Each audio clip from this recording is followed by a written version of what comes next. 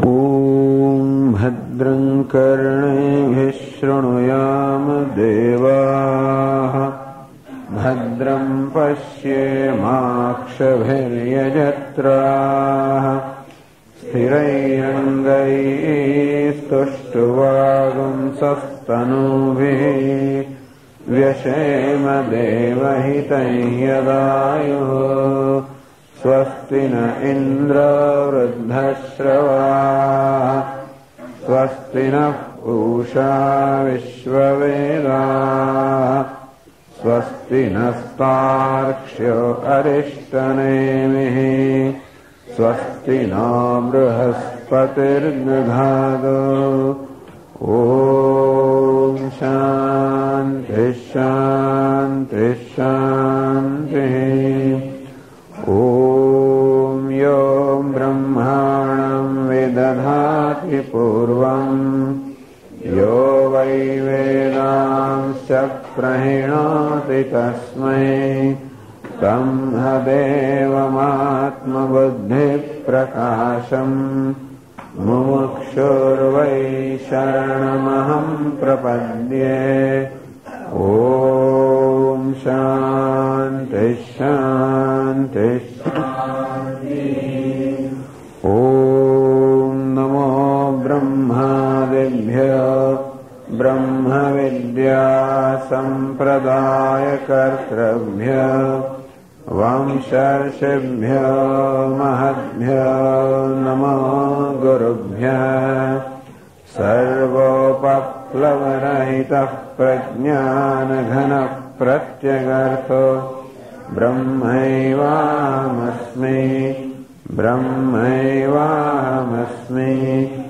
ॐ नारायणं पद्मभवं वसिष्ठं शक्तिं च तत्पुत्रपराशरं च व्यासं शुकं गौडपदं महान्तं गोविन्दयोगीन्द्रमथास्य शिष्यम् श्रीशङ्कराचार्यमथास्य पद्मपादं च हस्तामलकं च शिष्यम् तन्तोटकं वार्तिककारमन्यानस्मद्गुरून् सन्ततमानतोऽस्मि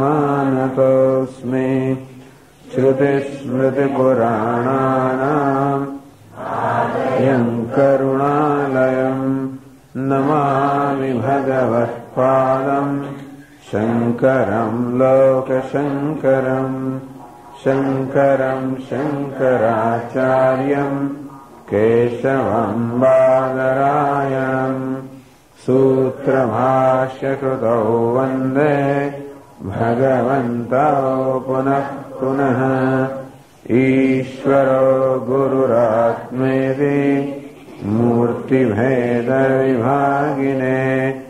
व्योमवद्व्याप्तदेहाय दक्षिणामूर्तये नमः प्रज्ञानां सुप्रकानैः स्थिरचरनिकरव्यापिभिर्व्याप्य लोकान् भुक्त्वा भोगान् स्वविष्टान् पुनरभिधिषणोत् भासितान् कामजन्यान् पीत्वा सर्वान् विशेषान् स्वपिति मधुरभं मायया भोजयन्नः मायासङ्ख्यातुरीयं कर्ममृतमजं ब्रह्म यत्तन्नतोऽस्मि यो विश्वात्मा विदिजविषयान् प्राश्य भोगान् सविष्टान् चान्यान् स्वमतिविभवान् ज्योतिषा स्वेन सूक्ष्मान् सर्वानेतान् पुनरपि शनैः स्वात्मनि स्थापयित्वा हित्वा सर्वान् विशेषान् विगतगुणगणः पात्वसौ नस्तुरीयः। હવે અલાત શાંતિ પ્રકરણનો પ્રારંભ થાય છે. અલાતની શાંતિ આપણે એક લાકડાને છેડે મશાલ સળગાવીએ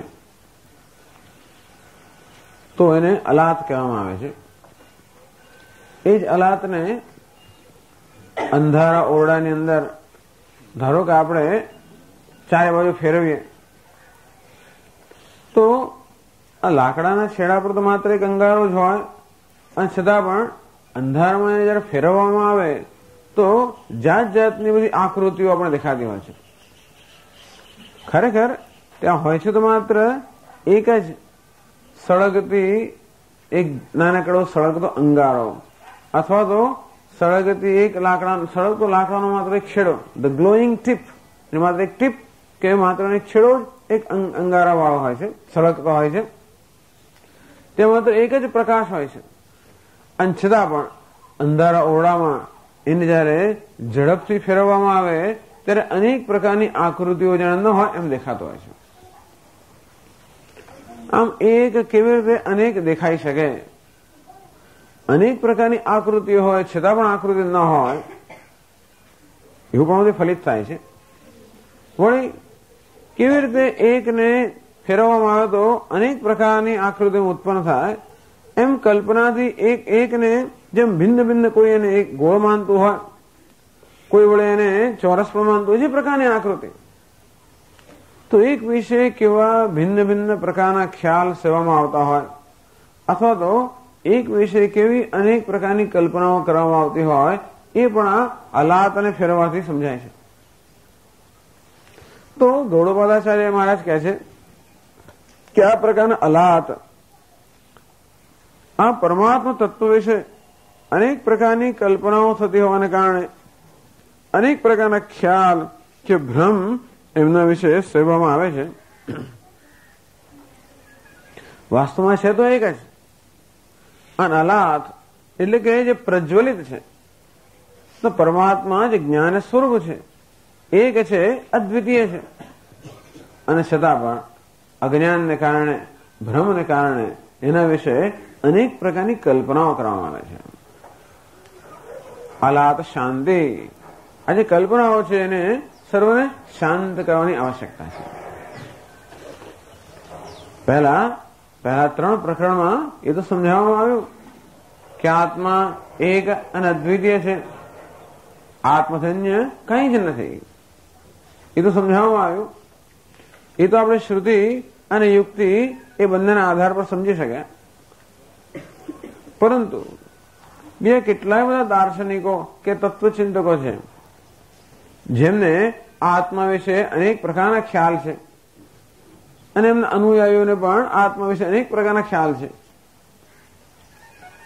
અને તેથી એવું જયારે સાંભળવામાં આવે ત્યારે પણ આપણા મન પર એનો પ્રભાવ પડતો હોય છે, અને આપણા મનમાં પણ અનેક કલ્પનાના ઘોડા કદાચ દોડવા માંડે, અને તેથી એ બધાને શાંત કરવાની આવશ્યકતા છે. અલાત જેને ફેરવવાના કારણે અનેક પ્રકારની આ બધી આકૃતિઓ સર્જાય છે, જે આકૃતિઓની કોઈ વાસ્તવિક અસ્તિત્વ નથી, અને છતાં પણ જે દેખાય છે તો ખરી, એવો જ મિથ્યા જેનો હોય છતાં પણ દેખાય. અને તે જ રીતે આત્મા વિશે ભ્રમને કારણે અનેક પ્રકારની કલ્પનાઓ સેવામાં આવતી હોય છે. એ બધી કલ્પનાઓ આપણામાં અનેક પ્રકારના સંશય પણ ઉત્પન્ન કરી શકે, અને તેથી એ બધી કલ્પનાઓને શાંત કરવાની આવશ્યકતા છે. અને તેથી આ ચોથા પ્રકરણની અંદર બીજા બધા જે અદ્વૈત વેદાંત સિવાયના જે વાદીઓ છે, પ્રતિવાદીઓ છે, પૂર્વ પક્ષીઓ છે, જે અનેક પ્રકારની કલ્પનાઓ રજૂ કરતા હોય છે, એ બધી કલ્પનાઓમાં ક્યાં આગળ દોષ રહેલો છે, આ ચિંતનમાં ક્યાં દોષ રહેલો છે, એમના ચિંતનમાં રહેલા દોષનું દર્શન કરાવીને કેવી રીતે આત્મા એક અને દ્વિતીય છે એ કેવી રીતે ફલિત થાય છે એ સમજાવે છે. અને તેથી આની પણ આવશ્યકતા છે, અને મનન કહેવામાં આવે છે. બ્રહ્મસૂત્રમાં પણ પહેલો જે અધ્યાય છે એ પહેલો અધ્યાય શ્રવણાત્મક છે, શ્રુતિ પર આધારિત છે. બ્રહ્મસૂત્રના 4 અધ્યાયમાં પહેલા અધ્યાય પર શ્રુતિના વાક્યો પર જ વિચાર, બધા અધ્યાય પર, પણ મુખ્યત્વે બ્રહ્મના સ્વરૂપને પ્રગટ કરતા, બ્રહ્મની અદ્વિતીયતાને પ્રગટ કરતા વાક્યો પર વિચાર કરવામાં આવ્યો પહેલા પ્રકરણમાં. પછી બ્રહ્મસૂત્રના બીજા પ્રકરણને અવિરોધ અધ્યાય કહેવામાં આવ્યો. પહેલા તો તાત્પર્ય નિશ્ચય કરવામાં આવ્યો કે ઉપનિષદનું શું તાત્પર્ય છે, શું બધા ઉપનિષદનું એક તાત્પર્ય છે કે નહીં, અને બધા ઉપનિષદનું જો એક તાત્પર્ય હોય તો એ શું તાત્પર્ય છે. આ પ્રકારનો વિચાર બ્રહ્મસૂત્રના પહેલા અધ્યાયમાં કરવામાં આવ્યો. તાત્પર્ય તો કે બ્રહ્મ એક અદ્વિતીય બ્રહ્મ, જીવ બ્રહ્મની એકતા. આમ જીવ, જગત અને ઈશ્વર આ સર્વના અધિષ્ઠાન રૂપે એકમાત્ર સત્ય છે. એ જ બ્રહ્મ સર્વવ્યાપી એક અદ્વિતીય આવો નિશ્ચય કરવામાં આવ્યો પહેલા અધ્યાયમાં. પછી ઘણા પ્રશ્ન કરે કે તમે તો આ કહો છો બરોબર છે, શ્રુતિ આ કહે છે બરોબર છે, પરંતુ સાંખ્ય લોકો, નૈયાયિકો, વૈશેષિકો, બૌદ્ધો, જૈનો અને બીજા બધા તત્વચિંતકો જે એ સમયે વિદ્યમાન હતા એ લોકો તો વળી જુદું જુદું કહેતા હોય. અંતેથી ભલે એક ઉપનિષદને બીજા ઉપનિષદ સાથે કોઈ પ્રકારનો વિરોધ ના હોય, સર્વ ઉપનિષદના વિચારનો સમન્વય એ તો સિદ્ધ થયો, પરંતુ આ અદ્વૈત વેદાંતને બીજા બધા સાથે વિરોધ છે ને. આ અદ્વૈત સિદ્ધાંત બીજા બધા સિદ્ધાંતોનો વિરોધ કરે છે ને, તો કે ના, એમાં પણ કોઈ વિરોધ નથી. અવિરોધ અધ્યાય. અંતેથી કેવી રીતે અદ્વૈત સિદ્ધાંત, સાંખ્ય, નૈયાયિક, વૈશેષિક જે બીજા બધા પણ તત્વચિંતકો છે એમનું અથવા તો એમનું જે ચિંતન કે એમનો સિદ્ધાંત કે એમના ખ્યાલ કેવી રીતે આ અદ્વૈતનો વિરોધ કરતા નથી, કે બધા ખ્યાલમાં કોઈનો કોઈ પ્રકારનો દોષ રહેલો છે. અંતેથી એમના ચિંતનમાં જે દોષ રહેલો છે એ દોષનું દર્શન કરાવે અને બતાવે છે કે નહીં, આ એક જ સિદ્ધાંત એ જ માન્ય છે, એ જ સ્વીકાર્ય છે. અવિરોધ અધ્યાય. એમ આ માંડુક્ય કારિકાના ચોથા પ્રકરણને અવિરોધ પ્રકરણ કહી શકાય. અર્થાત બીજા બધા ચિંતકો સાથે જે બહારનો ઉપર છેલ્લો કે સપાટી પરનો વિરોધ જણાય છે એ વિરોધ પણ વાસ્તવમાં નથી. આગળ પણ કહેવામાં આવ્યું, સ્વસિદ્ધાંત વ્યવસ્થાસુ દ્વૈતિનો નિશ્ચિતા દૃઢમ પરસ્પરમ વિરુદ્ધ્યંતે તૈરયમ ન વિરુદ્ધ્યતે. તો દ્વૈતી આત્માને અનેક માનનારા, જીવને ઈશ્વરથી ભિન્ન માનનારા, આમ દ્વૈતને સત્ય માનનારા એ પોતે દરેકનો એક સિદ્ધાંત હોય છે, દરેકની એક વ્યવસ્થા હોય છે એમના સિદ્ધાંતને સમજાવવા માટે. પરંતુ આ દ્વૈત સમજાવી શકાય ન હોવાને કારણે પ્રત્યેક ચિંતક નવી નવી વ્યવસ્થા હંમેશા સાથે આવતો હોય અને તેથી પરસ્પરમ વિરુદ્ધ્યંતે એ પરસ્પર વિરોધ કરતા હોય છે. તૈરયમને વિરુદ્ધ્યતે. પરંતુ આ વેદાંત સિદ્ધાંત એ કોઈ સિદ્ધાંતનો વિરોધ નથી કરતો. કેમ વિરોધ નથી કરતો? કારણ કે જેવી રીતે હું મારા હાથ, પગ કે કોઈ અંગનો વિરોધ ન કરું, કારણ કે એ મારો આત્મા જ, એ સર્વ હું જ છું. સર્વમાં આત્મબુદ્ધિ હોવાને કારણે મને કશાનો વિરોધ નથી. અંતે રીતે આ વેદાંતને પણ કોઈનો વિરોધ નથી. એ જુએ છે કે દરેક સિદ્ધાંતમાં કંઈક સત્યનો અંશ તો હોય છે. એવું તો નથી કે આ સિદ્ધાંતો ખોટા છે. દરેક સિદ્ધાંતમાં કોઈક ને કોઈક સત્યનો અંશ હોય જ છે. અને એ સત્યનો અંશ જોઈને બાકીનો અંશ છે એ ભ્રમ છે કે મિથ્યા છે, અને એનો વિરોધ કરવાની આવશ્યકતા જોતા નથી. અદ્વૈતમ પરમાર્થો હિ દ્વૈતમ તદ્ભેદ ઉચ્યતે તેષામ ઉભયથા દ્વૈતમ તેનાયમ ન વિરુદ્ધ્યતે. અદ્વૈતમ પરમાર્થો હિ, અદ્વૈત જ પરમાર્થ છે. દ્વૈતમ તદ્ભેદ ઉચ્યતે. આ જે દ્વૈત છે એ અદ્વૈતનું કાર્ય છે. જે લોકો કાર્યને, જગતને, સર્જનને, દ્વૈતને, અનુભવને સત્યતા આપતા હોય એ લોકોને જ આ અનેક પ્રકારના ભ્રમ થતા હોય. આમ જે બધા દ્વૈત દર્શનો છે અને અદ્વૈત વેદાંત સિવાયના બધા દ્વૈત દર્શનો જ છે. આખી દુનિયાના બધા જ દર્શનો દ્વૈત દર્શનો છે. કદાચ એવા હોય મહાપુરુષો જેમને અદ્વૈતનો અનુભવ થયો હોય, એવા પણ એમનું કોઈ દર્શન, જે દર્શનો છે, પ્રચલિત દર્શનો છે, એ બધા દ્વૈત દર્શનો છે. એ આ જગતને સત્યતા આપવામાંથી જ જન્મેલા છે. જગતને સત્યતા આપવામાં આવે એનો અર્થ કે દ્વૈતને સત્યતા આપવામાં આવી, અને તો પછી એ દ્વૈતને સમજાવવા માટે કોઈનું કોઈ પ્રકારના વ્યવસ્થાની આવશ્યકતા હોય. એટલે આ લોકો દ્વૈતી માટે તો પરમાર્થ પણ દ્વૈત છે અને વ્યવહાર પણ દ્વૈત છે. તેષામ ઉભયથા અદ્વૈતમ. જ્યારે વેદાંતિ માટે વ્યવહારમાં દ્વૈત છે, પરમાર્થમાં અદ્વૈત છે.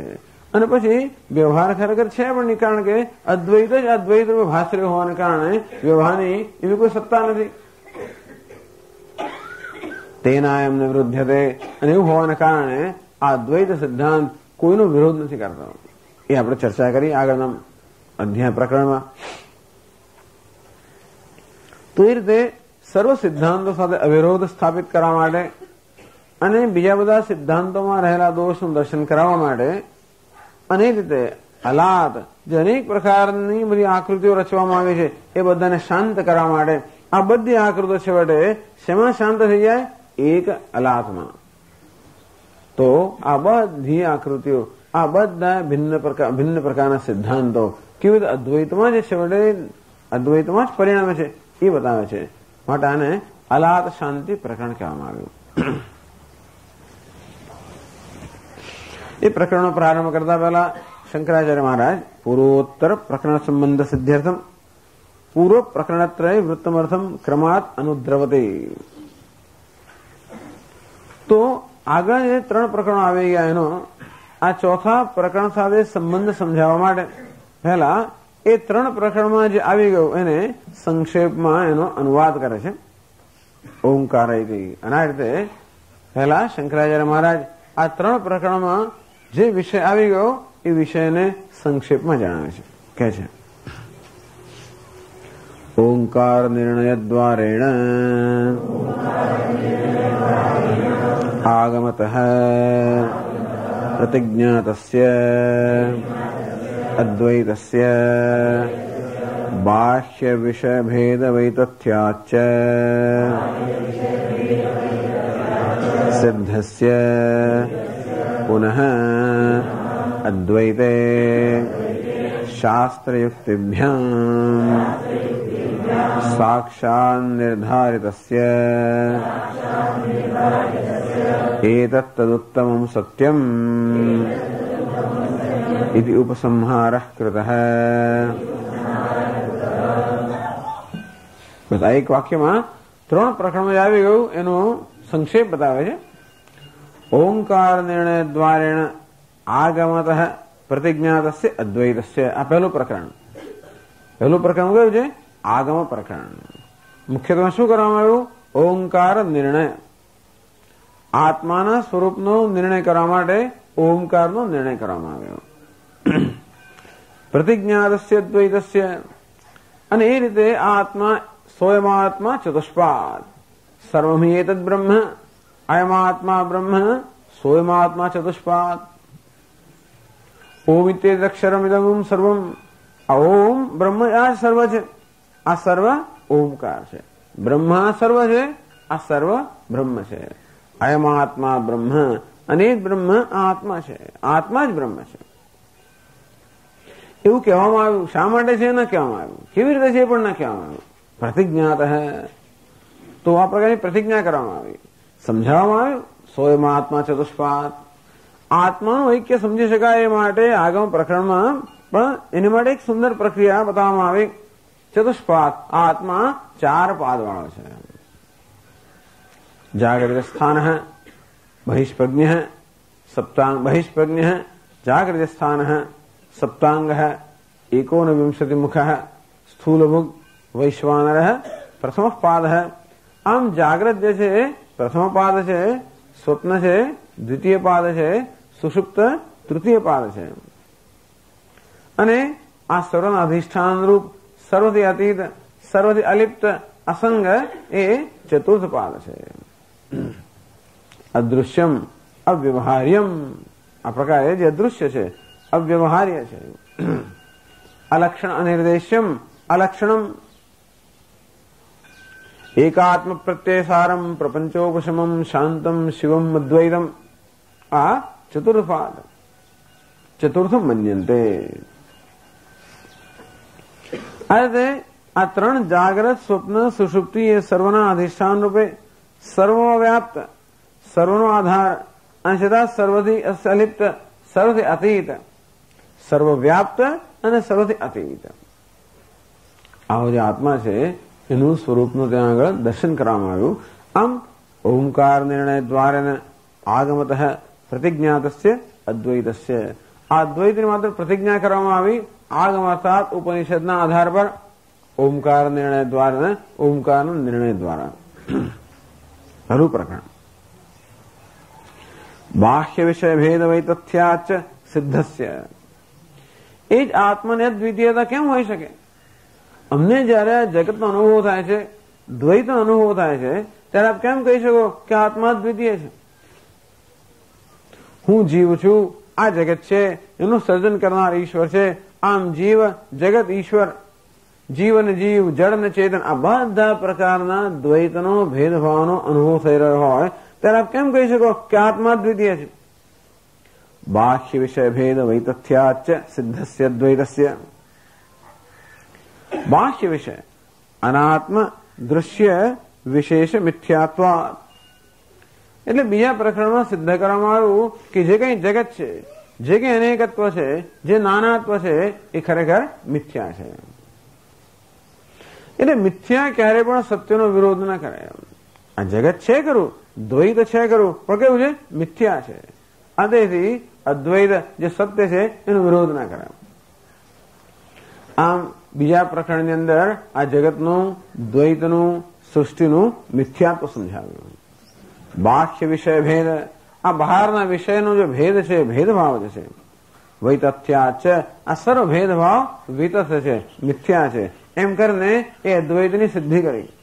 અર્થાત આત્માના અદ્વિતીયત્વની ત્યારે સિદ્ધિ થાય જ્યારે જગતના કે દ્વૈતના મિથ્યાત્વની સિદ્ધિ થાય. એમ કરવાથી કોઈ એમ કે કહું આ જગત મિથ્યા છે તો તમારો આત્મા પણ મિથ્યા જ હોવો જોઈએ, તો કે નહીં, આત્મા સત્ય છે. પુનઃ અદ્વૈત શાસ્ત્રયુક્તિભ્યામ સાક્ષાત નિર્ધારિતસ્ય, કે આત્મા અદ્વિતીય છે. પહેલા ઓમકારના નિર્ણય દ્વારા માત્ર પ્રતિજ્ઞા કરવામાં આવી, દ્વૈતના મિથ્યાત્વ દ્વારા એ સિદ્ધ કરવામાં આવ્યું, પણ છતાં આત્માના દર્શન દ્વારા એ અદ્વિતીયત્વનો નિર્ણય કરવામાં આવ્યો. જગતની સામે નજર કરીએ જગત મિથ્યા છે, માટે આત્મા એક છે. પણ આત્મા સામે નજર કરી તો પૂર્વ પુનઃદ્વૈત શાસ્ત્ર યુક્તિભ્યામ, શાસ્ત્ર અને યુક્તિના આધારથી સાક્ષાત નિર્ધારિત હશે, તેનું સાક્ષાત નિર્ધારણ કરવામાં આવ્યું. ન કશ્ચિત જાયતે જીવ સંભવોસ્ય ન વિદ્યતે એતત્તત ઉત્તમમ સત્યમ ઇતિ. તો આ પ્રકારે નિર્ણય કરવામાં આવ્યો કે આ ઉત્તમ સત્ય એક જ છે કે કોઈ પ્રકારનો જન્મ નથી. જન્મ નથી એટલે સર્જન નથી, ઉત્પત્તિ નથી. ઉત્પત્તિ નથી. દ્વૈત ક્યારે હોઈ શકે, જગત ક્યારે હોઈ શકે? જયારે ઉત્પત્તિ હોય ત્યારે ઉત્પત્તિ જ નથી. પણ સ્વામીજી આ દેખાય ને અણુ ને પરમાણુ બધું બરાબર પહેલા નિશ્ચય કરે કે ઉત્પત્તિ શક્ય છે કે નહીં. જ્યાં એક અદ્વિતીય સિદ્ધાંત છે ત્યાં ઉત્પત્તિ શક્ય જ નથી. ઉત્પત્તિ માટે હંમેશા કંઈક બીજું જોઈએ જ.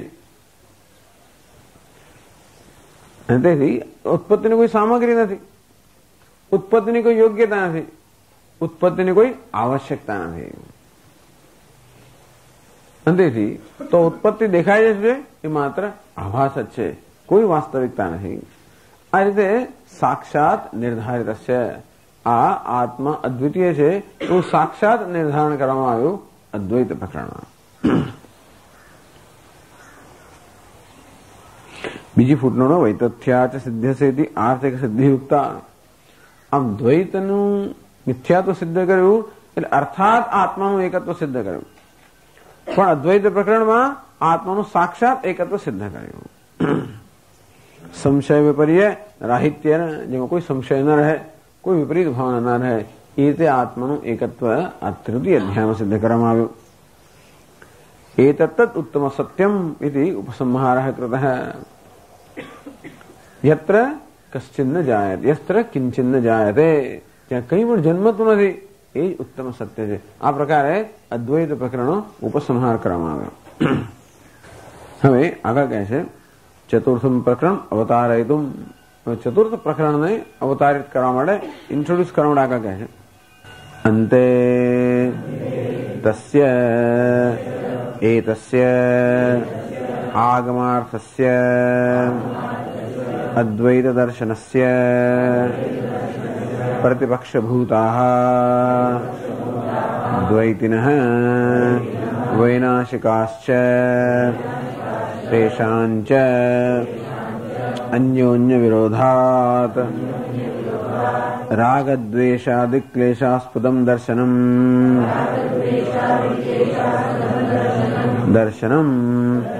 इति मिथ्यादर्शनत्वं सूचितम् क्लेश अनास्पदत्वात् आत्मैकत्वबुद्धिः एव सम्यक् दर्शनम्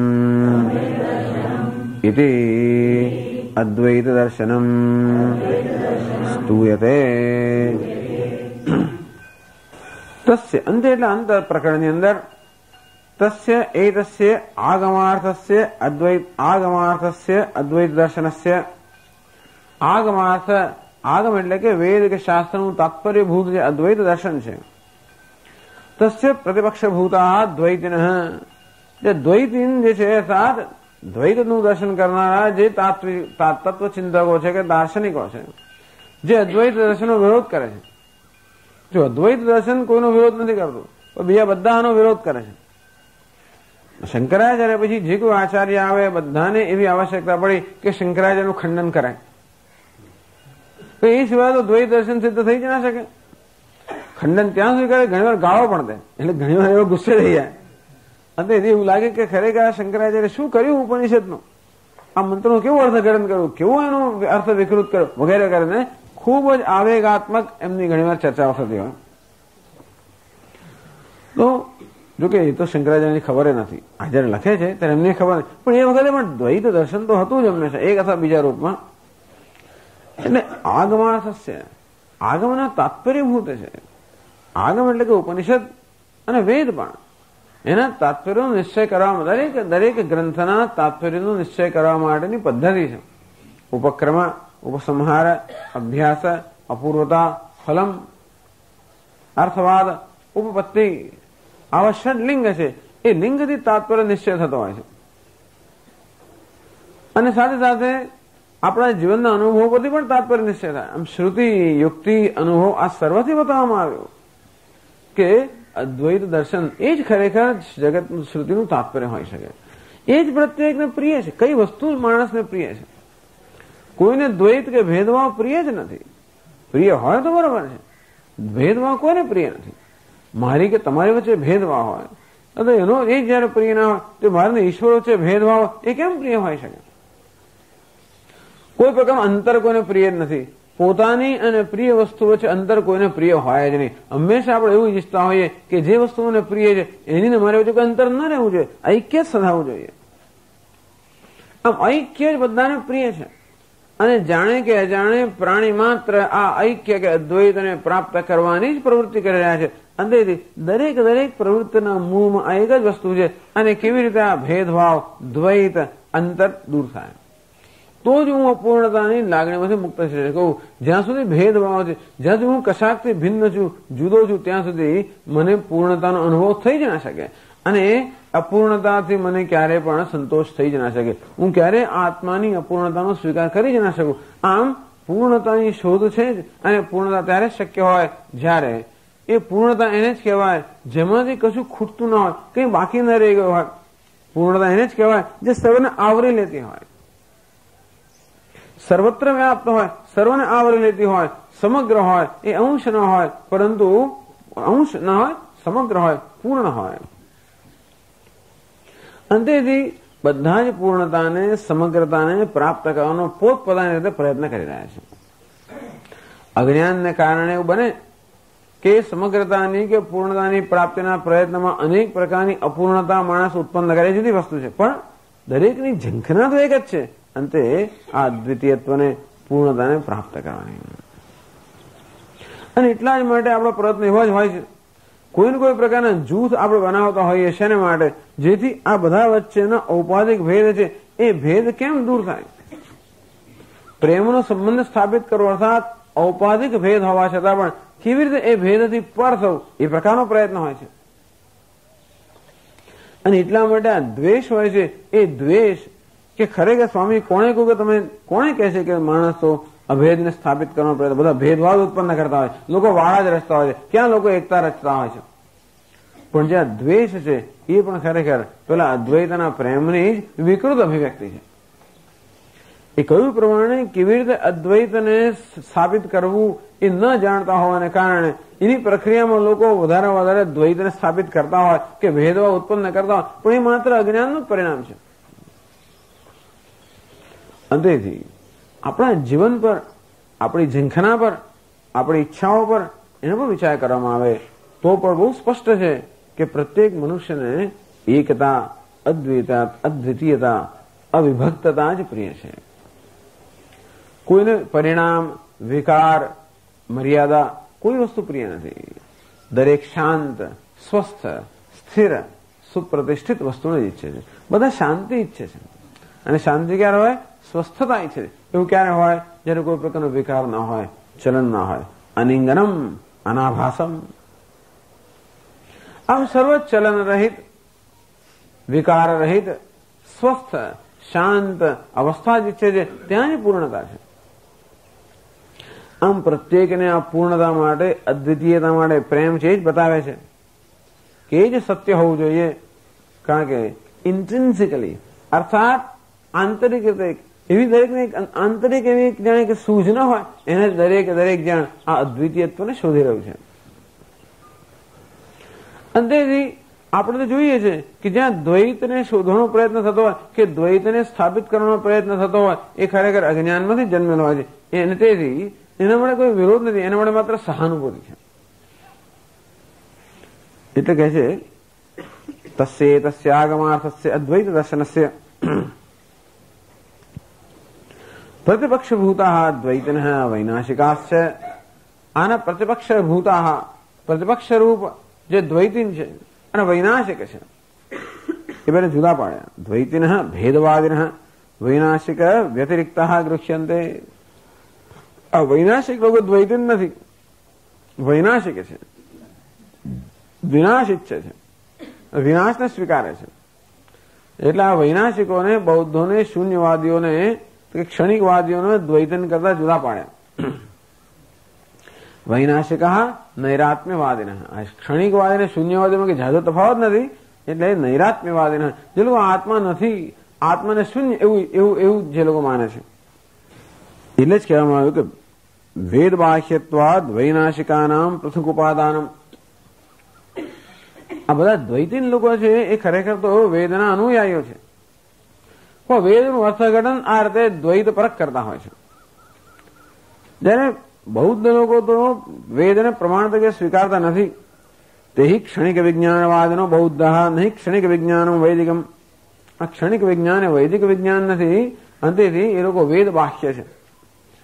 ઇતરેતુ દ્વૈતન જીવેશ્વરાદિકમ અભ્યુપગચ્છંત વૈદિકા એવ ઇત્યર્થ. જે બીજા બધા દ્વૈતીન લોકો છે એ ઈશ્વરનો સ્વીકાર કરનારા છે અને શાસ્ત્રની પ્રામાણ્ય સ્વીકાર કરનારા છે. માટે એ આસ્તિક લોકો છે, માટે એ લોકો વૈદિક છે. અદ્વૈતીન નથી પણ વૈદિક તો ખરા. તેથી આ દ્વૈતીન અને વૈનાશિક આ બંનેને જુદા પાડ્યા. અદ્વૈત દર્શનસ્ય પ્રતિપક્ષભૂતા દ્વૈતિનઃ વૈનાશિકાશ્ચ તેષામ ચ અન્યોન્ય વિરોધાત. હવે આ લોકો ખોટા છે એવું શા બધે નક્કી કરો? એની માટે બહુ સુંદર એક નિયમ શોધી કાઢ્યો. જ્યાં અન્યોન્ય વિરોધ હોય ત્યાં મુશ્કેલી ક્યાંક છે. જે વિરોધ છે ત્યાં ક્યાંક મુશ્કેલી છે. અન્યોન્ય વિરોધાત રાગદ્વેષાદિ ક્લેશાસ્પદમ દર્શનમ. અન્યોનો વિરોધ થતો એટલે દ્વેષ થતો હોય, દ્વેષ થતો હોય એટલે ક્યાંક રાગ હોવો જોઈએ. જ્યાં વિરોધ છે રાગદ્વેષ છે. અંતેથી આ બધા દર્શનો કેવા છે? અન્યોન્યનો વિરોધ કરનારા હોવાને કારણે આ રાગ અને દ્વેષાસ્પદમ, રાગ અને દ્વેષ પર જ રચાયેલા છે. એમના મૂળમાં રાગ અને દ્વેષ રહેલો છે. ઇતિ મિથ્યાત્વ દર્શનમ સૂચિનમ મિથ્યા દર્શનત્વમ સૂચિતમ. ટૂંકમાં રાગ અને દ્વેષને કારણે જ આ દ્વૈત સિદ્ધાંત ઉભો કરવાની પણ જરૂર પડે. એ સિવાય જરૂર જ નથી. જે અદ્વૈત સિદ્ધાંત આટલો સરળ હોય અને આટલો બધો ફુલફિલિંગ અર્થાત આટલો કૃત્ય કરનાર હોય અને તેના ઉપર એક દ્વૈત દર્શનનું ધારો કે રચના કરવી, એની પાછળ કોઈ રાગ દ્વેષ રહેલો છે. અને જોડે જોડે એનો વિરોધ કરનાર અન્ય પ્રત્યે પણ રાગ દ્વેષ રહેલો છે. તેથી પરસ્પરમ વિરુદ્ધંતે. આ બધા દર્શનો પરસ્પર વિરોધ કરી રહ્યા છે.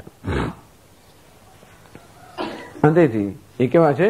રાગદ્વેષ પ્રચારે છે. રાગદ્વેષ પ્રચારી વસ્તુ મિથ્યા હોય. રાગદ્વેષ શેમાંથી ઉત્પન્ન થાય છે? અવિવેકમાંથી. વસ્તુના વાસ્તવિક સ્વરૂપ ન જાણવાને કારણે જ રાગદ્વેષ ઉત્પન્ન થયેલા છે. અવિવેકમાંથી ઉત્પન્ન થયા છે. અને માટે આજે દર્શનો રાગદ્વેષ વાળા છે, અથવા જે રાગદ્વેષથી યુક્ત છે એવા દર્શનો પણ અવિવેક પર રચાયેલા છે. અને માટે એ કેવા છે? મિથ્યા છે. ઇતિ મિથ્યા દર્શનત્વમ સૂચિતમ. સૂચિતમ આ ત્રીજા પ્રકરણમાં સૂચન કરવામાં આવ્યું. સ્વસિદ્ધાંત વ્યવસ્થાસુ દ્વૈતિનો નિશ્ચિતા દૃઢમ પરસ્પરમ વિરુદ્ધંતે. એવું સૂચન કરવામાં આવ્યું કે આ બધા દ્વૈત દર્શનો પરસ્પર વિરોધ કરે છે અને વડા રાગ દ્વેષથી યુક્ત છે. તો તમે એ બધાનો વિરોધ તો કરો છો ને, પણ એ અંદર વિરોધ કરો, પણ તમે તો બધાનો વિરોધ કરો. તૈરયમને વિરુદ્ધતે. અમે કોઈનો વિરોધ નથી કરતા. ક્લેશ અનાસ્પદત્વાત આત્મૈકત્વ બુદ્ધિ એવ સમ્યક દર્શન વિધિ અદ્વૈત દર્શન સ્તુયતે. અદ્વૈત દર્શન સ્તુતયે એવો પણ એક પાઠ છે. અદ્વૈત દર્શનની સ્તુતિ કરવા માટે આ લોકો રાગ દ્વેષને યુક્ત છે અને માટે એમનો દોષ દર્શાવવામાં આવ્યો. એમ ત્રીજા અધ્યાયમાં એમ પણ કહી શકાય. ક્લેશ અનાસ્પદત્વાત. અદ્વૈત દર્શનમાં કોઈ ક્લેશ નથી, રાગદ્વેષ નથી. ક્યાં રાગદ્વેષ ક્યારે હોય? દ્વૈત હોય ત્યારે જ રાગદ્વેષ હોય. એકની અંદર હુંની અંદર રાગદ્વેષ હોય. મને મારા પ્રત્યે દ્વેષ હોય જ ના શકે અને મને મારા પ્રત્યે રાગ પણ હોય. કારણ મને કઈ ખાસ પ્રેમ કરવાની જરૂર નથી. સ્વાભાવિક પ્રેમ થતો રાગની જરૂર. રાગ ક્યાં જરૂર છે? કશું કરવું પડતું હોય ત્યારે. સ્વાભાવિક પ્રેમ થતો રાગની જરૂર નથી. અને ક્યારે રાગની જરૂર હોય?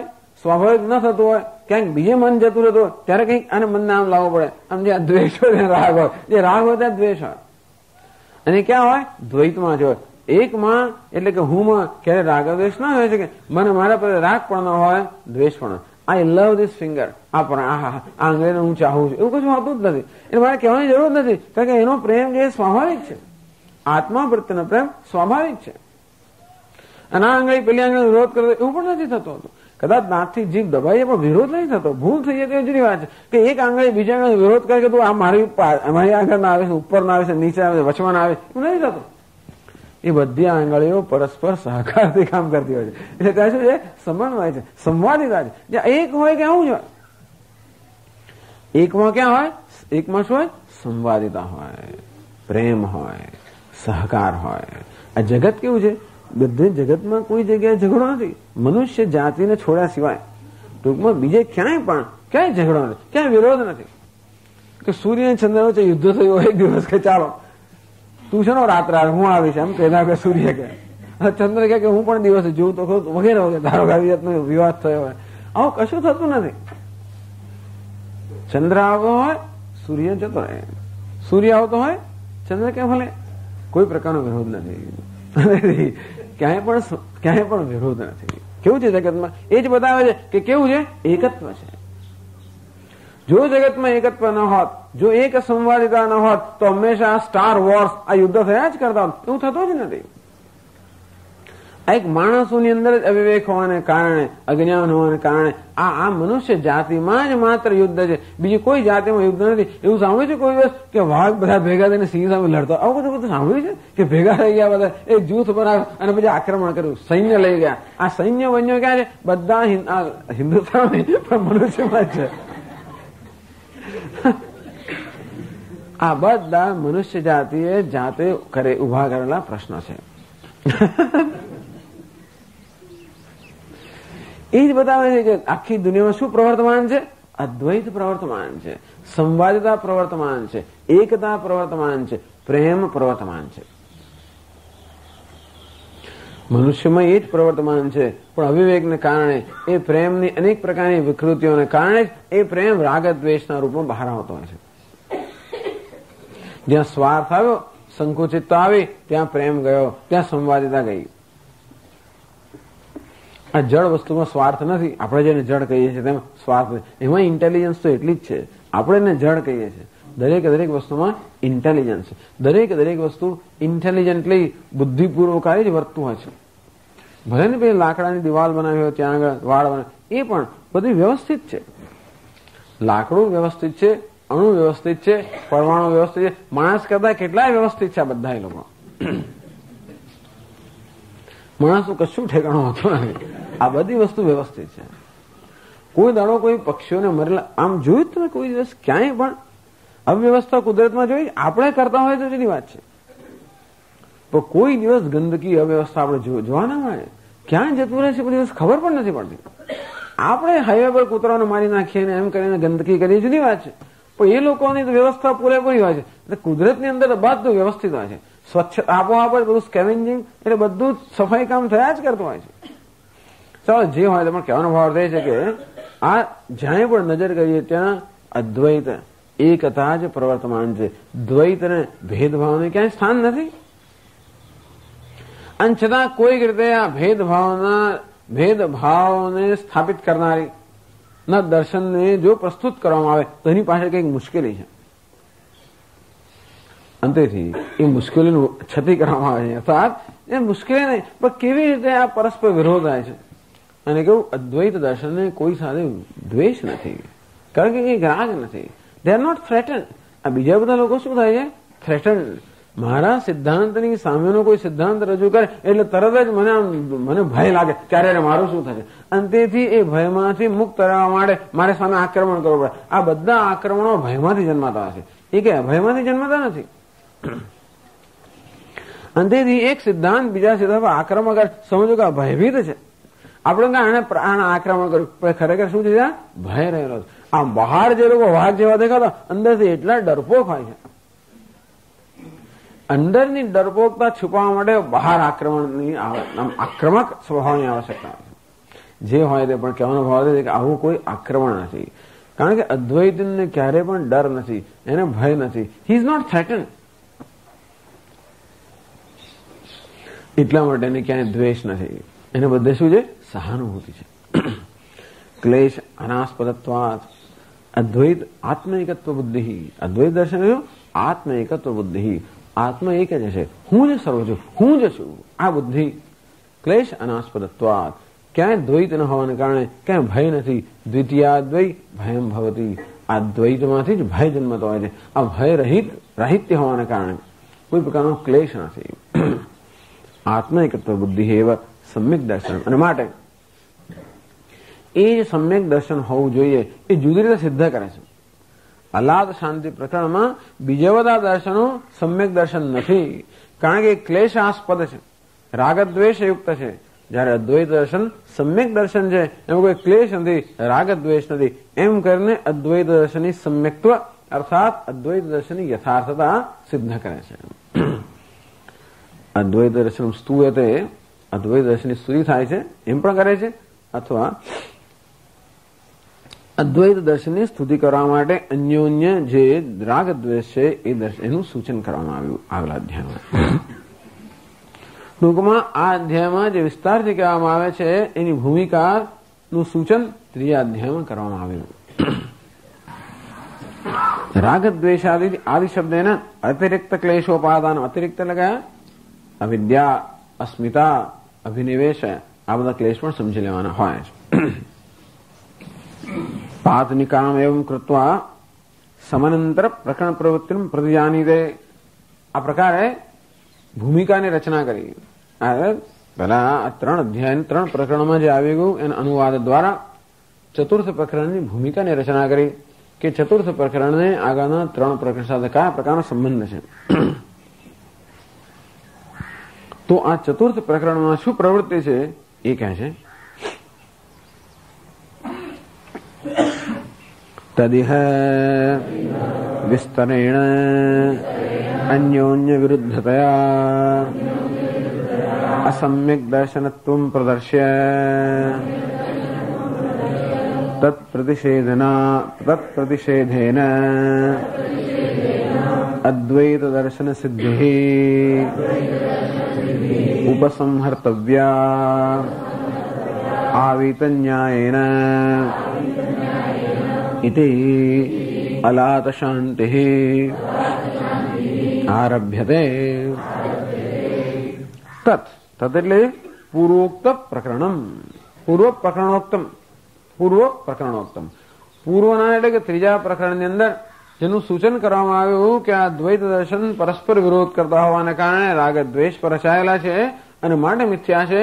અદ્વૈત દર્શન રાગ દ્વેષ રહિત હોવાને કારણે એ યથાર્થ છે એવું જે ત્રીજા અધ્યાયમાં સૂચન કરવામાં આવ્યું એનું જો અહીં વિસ્તાર કરવામાં આવ્યું. તદ પૂર્વ પ્રકરણોક્તમ ઇહ વિસ્તરેણ અસમ્યક દર્શનત્વમ અન્યોન્ય વિરુદ્ધતા વિસ્તરેણ પ્રદર્શ્ય.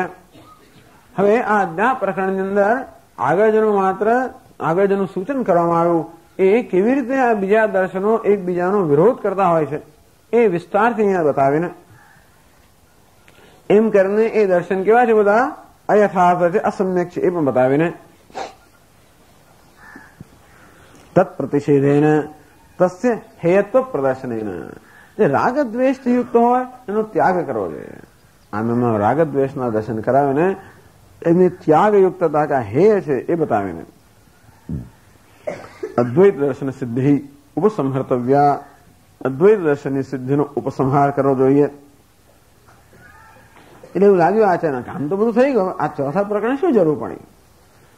આગમ પ્રકરણ થઈ ગયું, અદ્વૈત પ્રકરણ થઈ ગયું અને જોડે વૈતથ્ય પણ થઈ ગયું, અદ્વૈત બધું સિદ્ધ થઈ ગયું.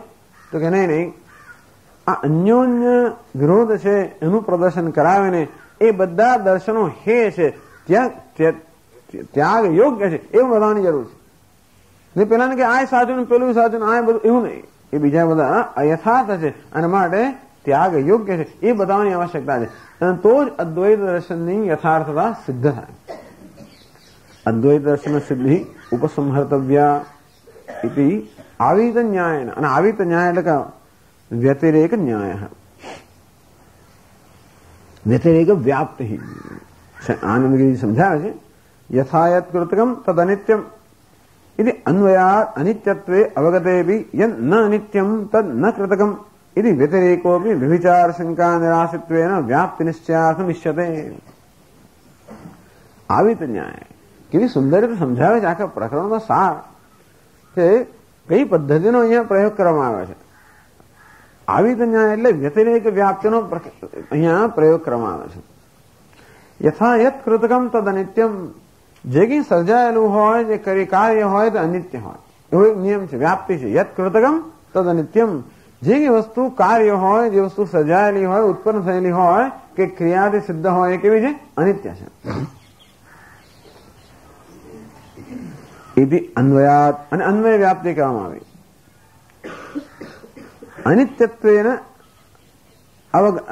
અનિત્યત્વે અવગતેપી. અંતેથી જે કંઈ કરેલું હોય તે કેવું? યત કૃતકમ તદ અનિત્યમ. આ વ્યાપ્તિ. જે કંઈ સર્જાયેલું હોય અનિત્ય છે માટે આ સર્જાયેલું છે માટે અનિત્ય છે. એમ અનિત્યત્વે અવગતેપી. આ બધી જગત અનિત્ય છે. કોઈ વસ્તુ અનિત્ય છે એની અનિત્યતાનું આપણે જ્ઞાન થયું તો પણ એને વધારે દ્રઢ બનાવવા માટે બીજું શું કે યન્નાનિત્યમ ન તત્કૃતકમ. જે અનિત્ય નથી એ સર્જાયેલું નથી. જે સર્જાયેલું છે એ અનિત્ય છે, એ કઈ અન્વય વ્યાપ્તિ છે. પણ જે સર્જાયેલું નથી તે અનિત્ય નથી,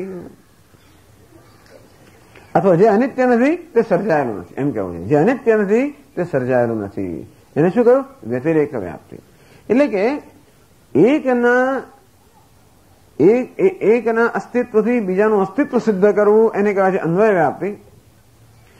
અને એકના અભાવથી બીજાનો અભાવ સિદ્ધ કરવો એને વ્યતિરેક વ્યાપ્તિ કહે છે.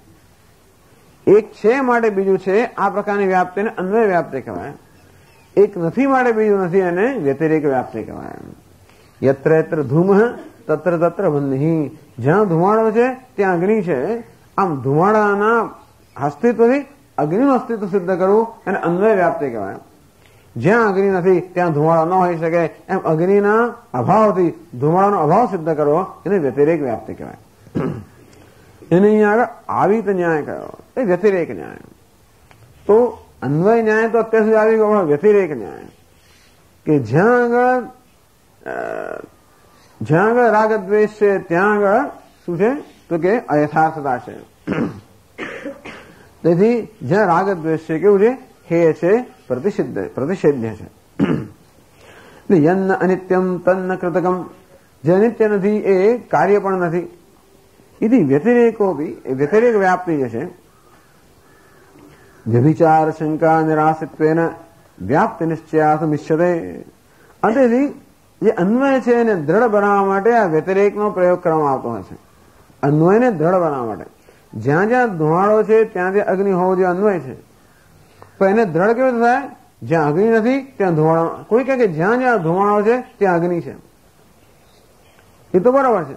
તો કોઈને એમ કે ભાઈ અગ્નિ સિવાયનું કશું પણ હોઈ શકે એમ એવું કોઈ માને કોઈ, તો પછી એટલે કે જ્યાં જ્યાં અગ્નિ નથી ત્યાં ધુમાડો નથી એમ કરીને અગ્નિ હોય ત્યાં જ ધુમાડો હોય એ વ્યાપ્તિને દ્રઢ કરી. અન્વય વ્યાપ્તિને દ્રઢ કરવા માટે આ વ્યતિરેક વ્યાપ્તિનો પ્રયોગ કરવામાં આવતો હોય છે. એટલે વ્યભિચાર શંકા, કદાચ વ્યભિચાર થાય કે ક્યાંક ધુમાડો હોય, અગ્નિ ના હોય ત્યાં ધુમાડો હોય કદાચ, તો કે વ્યભિચાર ન થાય. અન્વય વ્યાપ્તિમાં કોઈ પ્રકારનો વ્યભિચાર ન થાય એ વ્યભિચારની શંકાનો નિરાશ કરવા માટે વ્યાપ્તિ નિશ્ચયાર્થમિષ્યતે આ વ્યતિરેક વ્યાપ્તિ એ પણ એમને પ્રસ્તુત કરવામાં આવતી હોય છે. અન્વય વ્યાપ્તિમાં ક્યાંક અપવાદ હોય, વ્યભિચાર હોય એવી શંકા દૂર કરવા માટે. તથા તેવી રીતે તર્કતઃ સંભાવિતસ્ય આગમેન અવગતસ્યાપી. અદ્વૈત દર્શન કેવું છે? તર્કતઃ સંભાવિતસ્ય, તર્કથી જેને સંભાવિત કરવામાં આવ્યું વૈતથ્ય પ્રકરણની અંદર અને દ્વૈત પ્રકરણમાં. આગમેન અવગતસ્ય, અને આગમ પ્રકરણથી અવગત અર્થાત જે જાણવામાં આવ્યું, પ્રતિપાદિત કરવામાં આવ્યું. પ્રતિપક્ષભૂત વાદાંતર અપાકરણ પ્રપંચમંતરેણ પાક્ષિક અસમ્યક શંકા સ્યાત. ભલે અદ્વૈત દર્શનને આગમથી પ્રગટ કરવામાં આવ્યું અને તર્કથી એને સિદ્ધ કરવામાં આવ્યું, તો પણ એમ લાગે કદાચ બીજા દર્શન પણ સરખા, બીજા દર્શન પણ યથાર્થ હોય એવી કદાચ શંકા રહી જાય. ભલે અદ્વૈત દર્શન સાચું છે પણ બીજું પણ સાચું હોય એવી કદાચ પાક્ષિક અસમ્યક શંકા એવી રહી જાય. કશી પણ શંકા ના રહી જવી જોઈએ. અંતેથી પાક્ષિક અસમ્યક શંકા સ્યાત. અંતેથી પ્રતિપક્ષભૂત વાદાંતર અપાકરણ પ્રપંચમંતરેણ. આ બધા પ્રતિપક્ષો છે, એ બધા પ્રતિપક્ષ જે છે એ પ્રતિપક્ષવાદ છે, એ બધા વાદનો નિરાશ કરવાનો જો આ પ્રયત્ન ન થાય તો કદાચ એ પ્રકારની શંકા રહી જાય તો પેલો સાચો હશે કદાચ, એવી કદાચ શંકા રહી જાય. એટલે કે તેથી અદ્વૈત દર્શનસ્ય અસમ્યક શંકા સ્યાત ઇતિ તત્પ્રતિષેધેન તત્સિદ્ધિ ઉપસંહર્તવ્યા. તેથી બીજા બધા દર્શનનો પ્રતિષેધ કરીને, એનો દોષ દર્શાવીને, એનું હેતુ સિદ્ધ કરીને અદ્વૈત દર્શનની સિદ્ધિ કરીને એ રીતેનો ઉપસંહાર કરવો જોઈએ. ઇતિ આલાપ શાંતિ સલાત શાંતિ દૃષ્ટાંતોપલક્ષિતમ આરભ્યતે પ્રકરણ ઇત્યર્થઃ. અંતેથી આલાપ શાંતિના દૃષ્ટાંતથી જે દર્શાવવામાં આવ્યું છે એવા ચતુર્થ પ્રકરણનો પ્રારંભ એ રીતે કરવામાં આવે છે. અલાપ શાંતિ દૃષ્ટાંતેન ઇતર પ્રકરણેભ્ય વ્યાવર્તિતમ. તેથી અલાત શાંતિ દૃષ્ટાંતથી બીજા 3 પ્રકરણથી જેને જુદું કરવામાં આવ્યું છે એવા ચતુર્થ પ્રકરણ છે એનો આમળે પ્રારંભ કરવામાં આવે છે કે જેથી અદ્વૈત દર્શનની યથાર્થતા માટે કોઈ પ્રકારનો સંશય ન રહી જાય. અને બીજા બધા દર્શન અયથાર્થ છે એ સિદ્ધ કરીને અદ્વૈત દર્શનની યથાર્થતાને દ્રઢ બનાવવા માટે આ ચતુર્થ પ્રકરણ છે. આપણે 100 વાંચીએ તો પણ આવી ખબર ના પડે આપણને, એટલે કેવી રીતે કે આ પ્રકરણ કેવું શું કરી રહ્યું છે એ દ્વારા આચાર્ય શું કરવા માંગે છે એનું બહુ સ્પષ્ટ સમય આપેલું. આવિત ન્યાયન વિશેષણ સ્પષ્ટમ ઇતઃ વીતઃ વિશેષણ સ્પષ્ટમ ઇતઃ વીતઃ સન ભવતી અવીતઃ. વીતઃ એટલે શું? વી વત્તા ઈતઃ એટલે વીતઃ. ઈ ઇંગ ગતૌ, ઈ ધાતુનો અર્થ ગતિ થાય છે. વિશેષણ એટલે સ્પષ્ટમ, સ્પષ્ટતાથી જે ઈતઃ, સ્પષ્ટતાથી જે જાણવા સમજવામાં આવ્યું છે, સ્પષ્ટતાથી જે પ્રાપ્ત થયું છે એને વીત કહેવામાં આવે છે. સન ભવતી અવીતઃ, એવું એ જે નથી એને અવીત કહે, એને અવીત કહ્યું. અવીત એવ આવીત એટલે કે ટૂંકમાં વ્યતિરેક. એટલે વીત એટલે અન્વય, અવીત એટલે વ્યતિરેક. તેના ન્યાયના વ્યતિરેકેણથી યાવત. એવું કેમ ફરી વાર કહ્યું બરાબર, પણ આગળ કયું વ્યતિરેક, આવીત ન્યાય હે વ્યતિરેક ન્યાય. પણ આવીત શબ્દ સમજાવે, કારણ કે એક આવો શબ્દ એવો પ્રચલિત નથી એટલા માટે સમજાવે.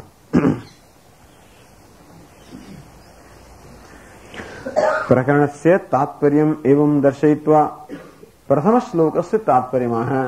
આખા પ્રકરણનું આ રીતે તાત્પર્ય સમજાવે અને પ્રથમ શ્લોકનું તાત્પર્ય કહે છે તત્ર તત્ર અદ્વૈત દર્શન સંપ્રદાય કર્તુઃ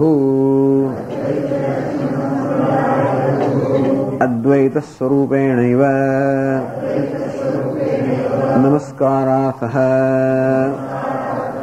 અયમ આદ્ય શ્લોકઃ. એક શબ્દ હોવો જોઈએ અદ્વૈત દર્શન સંપ્રદાય કરતું એવો એક શબ્દ હોવો જોઈએ. અદ્વૈત દર્શનમ સંપ્રદાય કરતું કરતા અદ્વૈત દર્શનસ્ય સંપ્રદાય કરતું. તત્ર તત્ર એટલે કે આ ચતુર્થ પ્રકરણની અંદર અદ્વૈત દર્શન સંપ્રદાય કરતું વ્યાસમ શુકમ ગૌડપદમ મહાંતમ અદ્વૈત દર્શન સંપ્રદાય નારાયણમ પદ્મભવમ વસિષ્ઠમ શક્તિમ પરાશરમ વ્યાસમ શુકમ ગૌડપદમ. એટલે ગૌડપાદાચાર્યના ગુરુજી કોણ? સુખદેવજી. એવું આમાં કહે છે. એમના ગુરુજી કોણ? વ્યાસમુનિ. એમના ગુરુ એટલે દરેક ભાઈ પિતા. સુખદેવજીના પિતા વ્યાસ, એમના પિતા પરાશર, શક્તિ, વસિષ્ઠ. આ રીતે પિતા પુત્રની પરંપરા ચાલી. ઋષિ પરંપરા. એની પહેલા કઈ પરંપરા? દેવ પરંપરા. નારાયણ પદ્મ હોય એટલે બ્રહ્માજી. આ નારાયણે ભગવાને બ્રહ્માજીને જ્ઞાન આપ્યું. દેવ પરંપરા. વસિષ્ઠ ઋષિથી માંડીને સુખદેવજી સુધી ઋષિ પરંપરા. ગૌડપાદાચાર્યથી માંડીને આચાર્ય પરંપરા, અભિપરંપરા. એટલે દ્વૈત સિદ્ધાંત સંપ્રદાય કરતું પરંપરા. તો તત્ર અદ્વૈત દર્શન સંપ્રદાય કરતું. આ દ્વૈત દર્શનના સંપ્રદાયના પ્રવર્તક. કરતું એટલે પ્રવર્તક. અદ્વૈત સ્વરૂપેણૈવ નમસ્કારાર્થ. એવા અદ્વૈત દર્શનના સંપ્રદાયના પ્રવર્તક જે હોય એને નમસ્કાર કેમ થાય? શ્રેષ્ઠ નમસ્કાર અદ્વૈત રૂપેણૈવ નમસ્કાર. એમનો નમસ્કાર પણ કયો? અદ્વૈત રૂપથી. નમસ્કાર કરતા એમને જોર આવે છે અદ્વૈત રૂપથી નમસ્કાર કરે. છેલ્લે છેલ્લે તો એવું જ છે. નમસ્કુર્મો યથા બલમ. એમને અમે અમારી યથાશક્તિ નમસ્કાર કરીએ. એટલે અદ્વૈત સ્વરૂપેણ નમસ્કારાર્થ. અહીં તો સરળ છે. અહીં તો સીધે સીધે નમસ્કાર. છેલ્લે જે બરોબર અદ્વૈતના મૂળમાં આવે છે પછી નમસ્કાર થતો હોય. અત્યારે પ્રારંભ કરે છે ત્યારે નમસ્કારથી પ્રારંભ કરે. 100મા શ્લોકમાં નમસ્કારથી જયારે સમાપ્તિ કરે છે ત્યારે એ નમસ્કાર જુદા પ્રકારનો નમસ્કાર છે. અહીં નમસ્કાર રૂપમાં દેખાય છે. અદ્વૈત સ્વરૂપેણ નમસ્કારાર્થ અયમ આદ્ય શ્લોક. આદ્ય શ્લોક અદ્વૈતોપદેષ્ટ અદ્વૈત સ્વરૂપેણ નમસ્કાર્ય હેતિ. અદ્વૈતોપદેષ્ટ અદ્વૈતનો ઉપદેશ કરનારા ગુરુજીને અદ્વૈત રૂપે નમસ્કાર કરવો જોઈએ. यदि आद्य श्लोक तात्पर्यार्थ अवगंतव्य. એ પહેલા શ્લોકનું તાત્પર્ય છે કે અદ્વૈતના આચાર્યને અદ્વૈતથી જ નમસ્કાર કરવો જોઈએ. એ કહે છે કેમ અદ્વૈત રૂપેણ આચાર્ય નમસ્ક્રિયતે. એવી તો કેમ આચાર્ય નમસ્કાર કરે છે? તત્રાહ એને માટે કહે છે કે નમસ્કાર કરવાની શું જરૂર પડે? અદ્વૈત હોય તો નમસ્કારની જરૂર કેમ પડે? તો કે નમસ્કારની જરૂર છે. કેમ જરૂર છે? એ કહે છે आचार्य पूजा ही अभिप्रेतार्थ सिद्ध्यर्था इष्यते शास्त्रारंभे. કારણ કે અભિપ્રેતાર્થ સિદ્ધ્યર્થા. અભિપ્રેતાર્થ સિદ્ધ્યર્થા. અર્થ એટલે પ્રયોજન. અભિપ્રેત પ્રયોજનમ. જે પ્રયોજનની ઈચ્છા રાખવામાં આવે એવા પ્રયોજનની સિદ્ધિ માટે આચાર્યની પૂજા જે છે એ થવી જોઈએ. એવો સંપ્રદાય છે. શું અભિપ્રેતાર્થ છે? શાસ્ત્રસ્ય અવિઘ્નેન પરિસમાપ્તિ તદર્થે વિપ્રતિપત્યાદિ વ્યાવૃત્તિશ્ચ. શાસ્ત્રની અવિઘ્નેન પરિસમાપ્તિ. આ શાસ્ત્રની વિઘ્ન વગર પરિસમાપ્તિ થાય. તદર્થે વિપ્રતિપત્યાદિ વ્યાવૃત્તિશ્ચ. અને પછી વિવાદજન્ય સંશયાદિકમ. એ શાસ્ત્રની રચના તો કરે પણ લોકો ગુચવાયા જ કરે અનેક પ્રકારના વિવાદો કર્યા કરે. એવું રચના નહીં. શાસ્ત્રની રચના થવી જોઈએ વિઘ્ન વગર, નિર્વિઘ્ને, અને જોડે જોડે સ્પષ્ટતાથી એનો અર્થ બધાને સમજાવવો જોઈએ. એ લોકો જુગોથા ખાયા જ કરે અને વિવાદો કર્યા કરે એવા તમે સ્ટેટમેન્ટ કરો એ બરાબર નથી. તેથી એવો અભિપ્રેતાર્થ છે કે આ શાસ્ત્ર બધા પાસે પહોંચે અને સ્પષ્ટ એમને જ્ઞાન થાય. અને આનંદગીરી મહારાજ પહેલી જ પંક્તિમાં કહે છે, આદ્યંત મધ્ય મંગલા ગ્રંથા પ્રચારણો ભવંતિ અભિપ્રેત્ય. આદિ અંત અને મધ્યમાં, એટલે પાણીની મહર્ષિ પણ કહે છે આ કે આદિમાં, અંતમાં અને મધ્યમાં મંગલનું મંગલાચરણ થવું જોઈએ, કે મંગલ ઉચ્ચારણ થવું જોઈએ. મંગલા ગ્રંથા પ્રચારણો ભવંતી. આદિમાં, મધ્યમાં અને અંતમાં મંગલાચરણ કરવામાં આવ્યું હોય. પહેલી લાઈન એટલે 198 પાના પર આનંદગીરીમાં પહેલી લાઈન. છેક પહેલા પાના પર પહેલી લાઈન નહીં, પરંતુ આ જ વખતની પહેલી લાઈન. તો એમાં કહે છે બધાને જડી ગયું છે, મોટે ભાગે જડી ગયું છે. આદ્યંત મધ્ય મંગલા, આદિ મધ્ય અંતમાં જયારે મંગળનું ઉચ્ચારણ કરવામાં આવે, સ્મરણ કરવામાં આવે, ગ્રંથા પ્રચારિણો ભવંતી, એવા ગ્રંથ પ્રચારી બને છે. પઠન પાઠનાદિના અનેક પુરુષ સંબંધ પ્રચાર. પઠન અને પાઠન, અને પઠન કરવું અને બીજાને પઠન કરાવડાવવું, આમ પઠન પાઠનથી અનેક પુરુષ સંબંધ એને પ્રચાર કરવામાં આવે છે. તો આદિ મધ્ય અંતમાં મંગલનું ઉચ્ચારણ કરવામાં આવે કે સ્મરણ કરવામાં આવે તો ગ્રંથ આ રીતે પ્રચારી બને છે, પ્રચાર કરવા માટે. ઇતિ અભિપ્રેત્ય આદૌ ઓંકાર ઉચ્ચારણવત અંતે પરદેવતા પ્રણામવત. છેલ્લો આ પ્રકરણનો જે 100મો છેલ્લો શ્લોક છે એમાં પ્રણામ કરે છે, પરમ દેવતાને પ્રણામ કરે છે. પ્રારંભ કર્યો હરિ ઓમ, ઓમકારના ઉચ્ચારણથી પ્રારંભ કર્યો. એમ કરીને બંને આદિ અને અંતમાં તો મંગલનું ઉચ્ચારણ થયું. મધ્યેપી પરદેવતારૂપમ ઉપદેષ્ટારમ પ્રણમતી. મધ્યમાં પરમ દેવતાને પ્રણામ કરે છે, પણ કેવી રીતે? પરમ દેવતાના રૂપમાં રહેલા ઉપદેષ્ટાને, અથવા ઉપદેષ્ટાના રૂપમાં રહેલા પરમ દેવતાને. પરમ દેવતા જ ઉપદેષ્ટા છે નારાયણ, અથવા ઉપદેષ્ટા જ પરમ દેવતા છે. એ રીતે ઉપદેષ્ટારમ પ્રણમતી, પોતાનો ઉપદેશ કરનારને પ્રણામ કરે છે આ પહેલા શ્લોકમાં. તો હવે પહેલો શ્લોક આપણે વાંચીએ. જ્ઞાનેનાકાશ કલ્પેન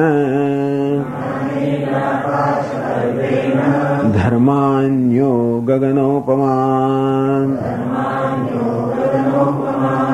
જ્ઞેયા ભિન્નેન સંબુદ્ધઃ તમ વંદે દ્વિપદાંબરમ.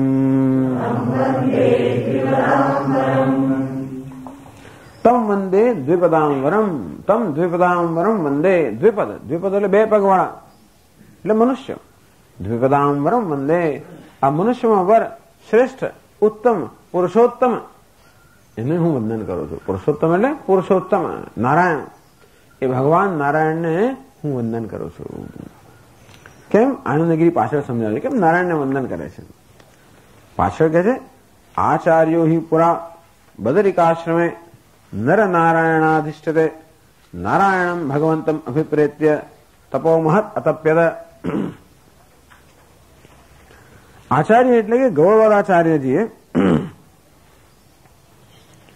પુરાણ કાળમાં બદ્રિકાશ્રમમાં, એટલે બદ્રીનારાયણમાં, નરનારાયણાધિષ્ઠતે બદ્રિકાશ્રમે. આ બદ્રિકાશ્રમ જે છે બદ્રીનારાયણનું જે સ્થાન છે ત્યાં ભગવાન નર અને નારાયણ ત્યાં આગળ હંમેશા વિરાજમાન છે, એ પ્રકારની આપણી માન્યતા છે. અને ત્યાં આગળ બદ્રીનારાયણમાં જે બે પહાડ છે, એકને નર અને બીજાને નારાયણ કહેવામાં આવે છે. આમ તો હિમાલય શિવનું ક્ષેત્ર છે, આ એક જ ક્ષેત્ર નારાયણનું ક્ષેત્ર છે, અને ત્યાં સતત નારાયણ તપશ્ચર્યા કરી રહ્યા છે. એટલા જ માટે બદ્રીનારાયણની અંદર જે વિગ્રહ છે શાલિગ્રામ શિલાની અંદર, એમાં પણ ભગવાન નારાયણને ધ્યાન કે તપશ્ચર્યા કરતા હોય એ પ્રકારે બતાવવામાં આવે છે. એ રીતનું ત્યાં આગળ એ પ્રકારની ત્યાં આગળ વિગ્રહ છે. એટલે ભગવાન ત્યાં આગળ તપશ્ચર્યા કરી રહ્યા છે. ભગવાન પોતે તપશ્ચર્યા કરે છે જેથી એ ક્ષેત્ર પવિત્ર બને. એટલે પવિત્ર ક્ષેત્ર છે જ્યાં ભગવાન પોતે તપશ્ચર્યા કરતા હોય. અથવા એમ પણ કહેવાય કે ભગવાને નર અને નારાયણ એ બે ઋષિરૂપે અવતાર લીધેલો અને એ ઋષિરૂપે સતત ત્યાં તપશ્ચર્યા કરી રહ્યા છે. તો કહેવાય છે ગૌડપાદાચાર્યજી ત્યાં ગયા અને ત્યાં ખૂબ તપશ્ચર્યા કરી અને ભગવાન નારાયણ પર પ્રસન્ન થયા અને એમને આ વિદ્યા પ્રદાન કરી. આ પ્રકારની લોકવાયકા છે. ભગવંતમ અભિપ્રેત્ય, અભિપ્રેત્ય એટલે તમ સંતોષિતુમ, આ ભગવાનને સંતુષ્ટ કરવા માટે. महत् तपः अतप्यत, महान तपश्चर्या आदरे ततः भगवान अति प्रसन्न, एने कारणे भगवान अत्यंत प्रसन्न थया। तस्मै विद्याम प्रादात, अने तस्मै आचार्य ने अविद्या प्रदान करी। इति सिद्धम परम गुरुत्वम, अंतेથી એ પરમ ગુરુ છે। આમ તો સુખદેવજી ગુરુ કહેવાય છે, એ પણ સુખદેવજી ક્યારે થઈ ગયા ને ગૌડપાદાચાર્ય ક્યારે થઈ ગયા, એટલે એમનો સમયનું બધું પણ છતાં એટલે સુખદેવી તો વ્યાસજી ને પછી ત્યારે સુખદેવજી તો કૃષ્ણ ભગવાનના સમયમાં હતા, અને પછી ગૌડપાદાચાર્ય તો શંકરાચાર્યના ગુરુજી ગોવિંદપાદાચાર્ય, એમના ગુરુજી ગૌડપાદાચાર્ય, શંકરાચાર્ય પરમ ગુરુ, એટલે એ સમયમાં હોવો જોઈએ। અને પેલા સમય એટલે બે વચ્ચે કઈ જાતની લિંક, એટલે ક્યાં તો આ હંમેશા ચિરંજીવ હોવાના કારણે, અથવા તો એમ કહેવાય છે કે સુખદેવજીએ ગૌડપાદાચાર્યજીને દર્શન આપ્યા અને આ વિદ્યા પ્રદાન કરી, એમ પણ કહેવાય છે। એ રીતે સુખદેવજી ગૌડપાદાચાર્યજીના ગુરુ કહેવાય છે। એટલે અખંડાનંદજી મહારાજ હંમેશા કે સુખદેવજી રચના કઈ કરી? ભાગવતની। ગૌડપાદાચાર્યની રચના કરી માંડુક્ય કારિકાની। એટલે એમને ભાગવતમાં માંડુક્ય કારિકાના શ્લોકો અથવા એનો અમે જે અર્થ એ બધે તમને દેખાય, ટૂંકમાં આનું મૂળ તમને ભાગવત દેખાય કરું એવું એ પ્રકારની એમની માન્યતા છે કે ગુરુ છે ને સુખદેવજી ગુરુ છે, ગૌડપાદાચાર્યજી શિષ્ય છે। તેથી પણ આ કોણ છે? પરમ ગુરુ નારાયણ કેવાય છે, પરમ ગુરુત્વમ પ્રસિદ્ધમ, ગુરુત્વને સુખ સંગ્રહમ ધ્વનયતિ। ગુરુ તો ખરા, આ નારાયણ કહેવાય છે ભગવાન પરમ ગુરુ, પરમેશ્વર છે પરમ ગુરુત્વમ સિદ્ધમ। અને આ રીતે તમ વંદે દ્વિપદાંબરમ, એ પરમેશ્વરને હું વંદન કરું છું એમ કરીને એ ભગવાન નારાયણ પરમ ગુરુ છે એ સિદ્ધ થયું અને એમને નમસ્કાર કરે છે। જ્ઞાનેન આકાશકલ્પેન ધર્માન યો ગગનોપમાન જ્ઞેયા ભિન્નેન સંબુદ્ધ, આ કેવો છે નમસ્કાર? અદ્વૈત રૂપેણ નમસ્કાર છે। યહ સંબુદ્ધ, જેને સંબુદ્ધ એટલે કે જેમને આ પ્રકારનું જ્ઞાન થયું કે જ્ઞાન છે, શેનું જ્ઞાન છે? યહ ગગનોપમાન ધર્માન સંબુદ્ધ, ગગનોપમાન, ગગન એટલે આકાશ, આકાશ સમાન ધર્મ, ધર્મનો અર્થ અહીંયા જીવ થાય છે। આ જીવ એટલે કે આત્મા, આકાશ સમાન આત્મા, આકાશ એટલે સર્વવ્યાપી, નિરાકાર નિર્વિકાર સર્વવ્યાપી એવો જે આત્મા છે, એ આત્માને જેમણે જાણ્યો અથવા આત્માને જ જાણે છે, કેવી રીતે જાણે છે? જ્ઞાનથી જાણે, કોઈ વસ્તુ જ્ઞાનથી જ જણાય। કયા પ્રકારનું જ્ઞાન છે? જ્ઞાનેન આકાશ કલ્પેન, એ જ્ઞાનમાં કેવું છે? આકાશ સમાન જ્ઞાનથી આકાશ સમાન આત્માને જેને જાણ્યો, કેવું જાણ્યો? જ્ઞેય અભિન્ન, આ આત્મા કેવું છે? જ્ઞેય છે, જાણવાનો વિષય છે, અર્થાત આ જ્ઞાનમાં કેવું છે? જેમાં જ્ઞેયથી અભિન્ન, સામાન્ય રીતે શું છે કે ઘટ એ જ્ઞેય છે અને એની ઘટાકાર વૃત્તિ શું છે? જ્ઞાન છે, અને હું કોણ છું? એનો જ્ઞાતા છું। એટલે સામાન્ય વ્યવહારમાં આ જ્ઞેય, જ્ઞાન અને જ્ઞાતા એ બધા ભિન્ન ભિન્ન છે, એને ત્રિપુટી કહેવામાં આવે છે। પણ એ કેવું છે? એ ત્રિપુટી નથી। જ્ઞેય કોણ છે? આત્મા, એ કેવો છે? આકાશ સમાન સર્વવ્યાપી। જ્ઞાન કેવું છે? આકાશ કલ્પેન જ્ઞાન, આ જ્ઞાન પણ આકાશ સમાન સર્વવ્યાપી જ છે। અને એ કેવું રીતે જ્ઞાન થયું? જ્ઞેય અભિન્ન, એ જ્ઞાન પણ કેવું થયું? જ્ઞેયથી અભિન્ન, અર્થાત જ્ઞાતા પણ જ્ઞેય કરતા ભિન્ન નથી। આમ જ્ઞાતા, જ્ઞેય અને જ્ઞાન એ સર્વ કેવા છે? એક જ છે। એ પ્રકારના જ્ઞાનથી જે સર્વવ્યાપી આત્મા અને જેને જાણ્યો એવા અથવા જે જાણે છે એવા પરમાત્માને હું પરમેશ્વરને વંદન કરું છું। આ રીતે અદ્વૈત રૂપથી ભગવાનને એટલે પરમ ગુરુને નમસ્કાર થયા। ચાલો, ઓકે।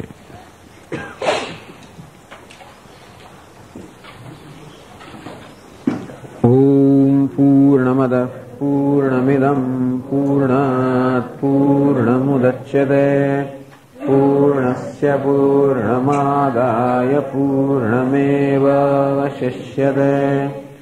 ઓમ શાંતિ શાંતિ શાંતિ। શંકરં શંકરાચાર્યં કેશવં બાદરાયણં સૂત્રભાષ્યકૃતૌ વંદે ભગવन्तौ પુનઃ पुनः ईश्वरो गुरुरात्मेति भेदविभागिने व्योमवद्व्याप्तदेहाय दक्षिणामूर्तये नमः। ॐ शान्ति शान्ति शान्तिः। हरिः ॐ श्री गुरुभ्यो नमः।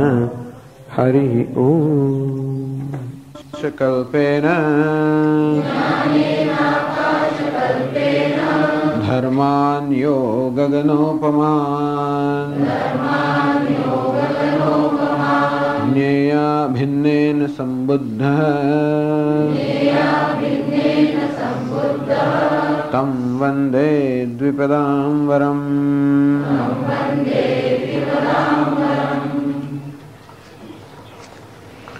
ज्ञानेन आकाशकल्पेन यह गगनोपमान् धर्मान् ज्ञेया भिन्नेन सम्बुद्धः तम द्विपदाम्बरम वंदे। जिन्हें धर्म अर्थात आत्मा गगनोपमान आत्मा गगन समान सर्वव्यापी है एनु ज्ञान आकाशकल्पेन ज्ञानेन ए आत्मा ने जाण्या। कया ज्ञान थी जाण्या? आकाश समान ज्ञान थी। ज्ञान पर आकाश समान सर्वव्यापी केवल जाण्या ज्ञेय अभिन्नेन। जे ज्ञान में ज्ञाता और ज्ञेय वच्चे कोई प्रकार भेद न हो ए रीते जाण्या। तम द्विपदाम्बरम वंदे।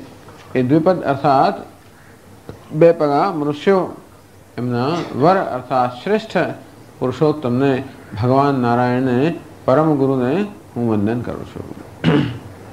हवे भाष्य में समझावे छे आकाशेन ईशत् समाप्तम् आकाशकल्पम् आकाशतुल्यम् इत्येतत् तेन आकाशकल्पेन ज्ञानेन किं धर्मान् आत्मनः किं विशिष्टान् गगनोपमान् गगनम् उपमा येषां ते गगनोपमाः तान् आत्मनः धर्मान् ज्ञानेन आकाशकल्पेन। आकाशकल्प आकाशतुल्य आकाशेन ईशत् समाप्तम्।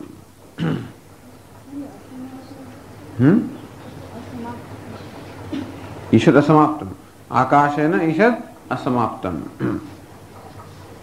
ईशत् समाप्त ईशत् એટલે થોડું असमाप्त થોડું ઓછું થોડુંક ન્યૂન આકાશ કરતા થોડુંક ન્યૂન। અજ્ઞાન જે છે એ આકાશ કરતા થોડુંક ન્યૂન છે। આકાશમાં થોડુંક વધારે છે જે જ્ઞાનમાં નથી માટે આકાશ કલ્પ। કલ્પ એટલે જેને સમાન ન હોય થોડુંક ન્યૂન હોય ત્યારે કલ્પ કહેવામાં આવે। આકાશકલ્પમ આકાશતુલ્યમ। આ જ્ઞાન જે જેના વડે આત્માને જાણવામાં આવ્યો એ આકાશ જ નથી પણ આકાશ તુલ્ય છે। થોડુંક આકાશથી ઓછું છે। આકાશમાં કશુંક વધારે છે। આકાશસ્ય જડત્વ આધિક્યાત। આકાશમાં એક જડત્વ વધારેની વસ્તુ છે। આકાશમાં વધારે વસ્તુ કઈ છે? જડતા પણ છે। આમ આ સમંતાત કાશતે સર્વ દિશાઓમાંથી જે પ્રકાશમાન છે નામ આકાશ। આકાશ એટલે જે સ્વયં પ્રકાશ છે। આકાશ એટલે જે સર્વવ્યાપી છે જે નિરાકાર છે અને એ રીતે જે અસંગ છે આ બધા આકાશના ગુણો છે। પણ આકાશમાં એક વધારે વસ્તુ એ પણ છે કે આકાશ જડ છે જે વસ્તુ આ જ્ઞાનમાં નથી એટલે ઓછું છે જ્ઞાન આકાશ કરતા ઓછું છે એટલે આકાશ કલ્પેના। ठीक है जड़त्वाधिक्यादि सूक्ष्मत्वादि उभयत्र जड़त्वम आकाश अधिकम तस्माद् इत्यर्थ। सूक्ष्मत्व व्यापित्व निराकारत्व असंगत्व प्रकाशत्व आ બધું સમાન છે બંનેમાં પણ જડત્વ એ આકાશમાં વધારે છે. તેથી એ ન હોવાને કારણે જ્ઞાન એટલું ઓછું ઉતર્યું આકાશ કરતા. એને કહ્યું આકાશ કલ્પેન. આકાશસ્ય જડત્વાધિક્યાત જ્ઞાનમ સ્વપ્રકાશમ આકાશેન ઈશદ અસમાપ્તમ વક્તવ્યમ. તેથી સ્વપ્રકાશમ જ્ઞાનમ, જ્ઞાન જે સ્વપ્રકાશ છે એ જડ ન હોવાને કારણે આકાશ કરતા થોડુંક ઉતરતું છે. એટલે એને આકાશ કલ્પેન જ્ઞાન. આકાશ તુલ્યમ, ટૂંકમાં જે આકાશની તુલના કરે તો આકાશ જેની તુલના કરે એ પ્રકારનું જ્ઞાન. વિભુત્વાદ ઉપમા દ્રષ્ટવ્ય. આમ આકાશની ઉપમા આપવામાં આવી જ્ઞાન સાથે, ત્યારે કયા અંશમાં આ ઉપમા લાગુ પડે છે? વિભુત્વાદ, સૂક્ષ્મત્વ. વિભુત્વ એટલે કે વ્યાપિત્વ. જડત્વનો તમે સ્વીકાર ન કરશો.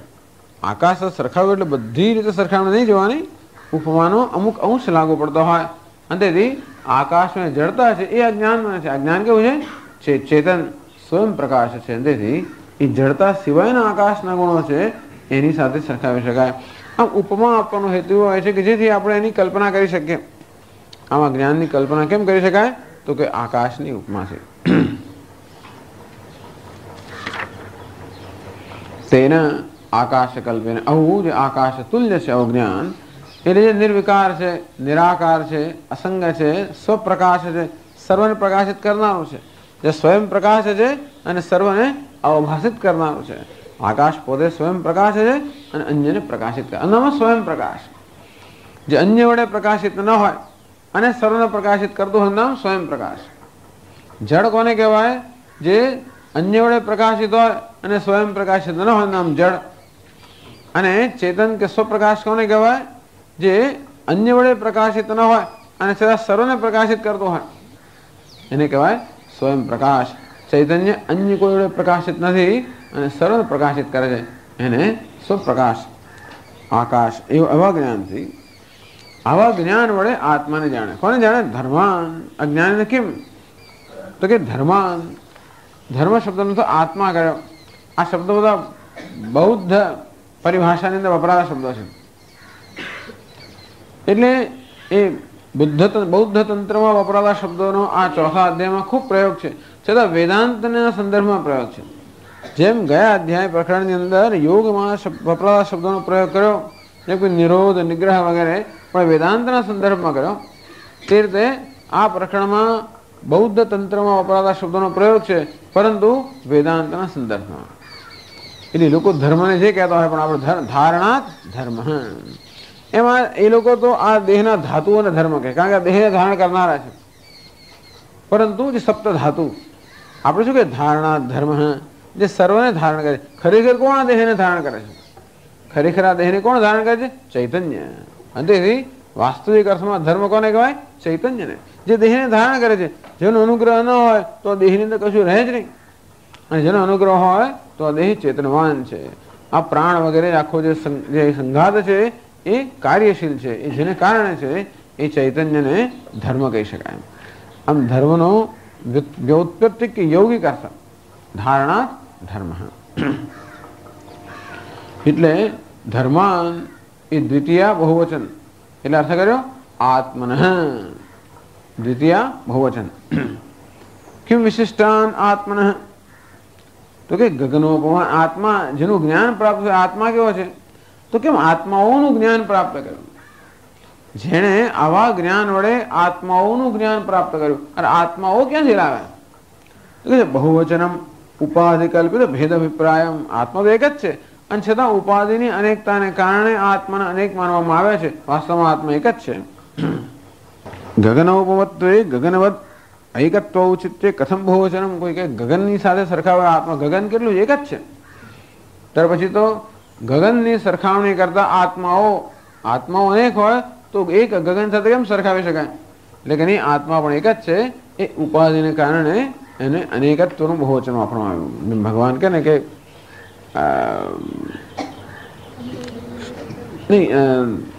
નત વિવાહમ જાતુનાસમ નત્વમ નેમે જનાધિપાહ ન ચૈવન ભવિષ્યામઃ સર્વે વયમતઃ પરમ. હે અર્જુન, હું ક્યારે નહોતો એવું નહોતું, તું ક્યારે નહોતો એવું પણ નહોતું, આ બધા પણ ક્યારે નહોતા એમ નહોતું, અને હવે પછી ક્યારે નહીં હોય એમ પણ નહીં હોય. એમ કરીને અમે આપણે એમ બહુવચન વાપર્યું. આત્મા નિત્ય બહુવચન તો હોય જ ના શકે, માત્ર ઉપાધિની દ્રષ્ટિએ બહુવચન વાપરવામાં આવતું હોય છે. તે રીતે આત્માઓ અર્થાત જે અનેક જણાય છે વાસ્તવમાં એક જ છે. ગગનમ ઉપમા યેશામ તે ગગનોપમા. આ ગગન એટલે આકાશ પાછું બીજો શબ્દ વાપર્યો. તો આકાશ જેની આકાશની સાથે જેને સરખાવી શકાય, તો આકાશને જેની સાથે સરખાવી શકાય. આકાશ સાથે કેમ છે? આકાશ જાણીતી વસ્તુ છે, હંમેશા પ્રસિદ્ધ વસ્તુ સાથે સરખામણી થાય. અને તેથી ગગનમ ઉપમા યેશામ તે ગગન કે આકાશ જેના માટે ઉપમા છે એવો આત્મા. આત્મા મળે છે સર્વવ્યાપી, સ્વપ્રકાશ, નિરાકાર, અસંગ, કૂટસ્થ. તે ગગનોપમા તાન આત્મન ધર્માન. એટલે એ અન્વયાર્થમ ફરી પાછું કહે છે એ ધર્મને જેમણે જાણ્યા. અને આવા આકાશકલ્પ આકાશ તુલ્ય જ્ઞાનથી જેમણે આવા આકાશ સમાન આત્માને જાણ્યો. વળી પાછું એ કેવું જ્ઞાન? તો આગળ કહે છે તેષામપી ચિન્માત્રત્વમ વિવક્ષિત્વા ઉક્તમ. આ જ્ઞાન આત્મા કેવા છે? ચિન્માત્ર. ધર્માણામ ચિન્માત્ર બોધનાર્થમ એવા જ્ઞેયા ભિન્નેનેતિ જ્ઞાનસ્ય વિશેષણ યુક્તમ. જ્ઞેયા ભિન્નેન જ્ઞાનેન એવા જ્ઞાનથી જાણ્યું છે જ્ઞેય કરતા ભિન્ન છે. એમ કરીને જ્ઞેય જે આત્મા છે એ પણ ચૈતન્ય છે કહેવા માંગે છે. આત્મા જેને જાણ્યો એ પણ ચૈતન્ય છે. જેના વડે જાણ્યું જ્ઞાન પણ ચૈતન્ય છે. જે જાણે છે જ્ઞાતા પણ ચૈતન્ય છે. બહુ વિચિત્ર વસ્તુ છે. આમ જાણવાની જરૂર છે, છતાંય પણ બધું જાણનાર પણ એ જ, જણાય છે પણ એ જ, અને જાણવાનું પણ એ જ.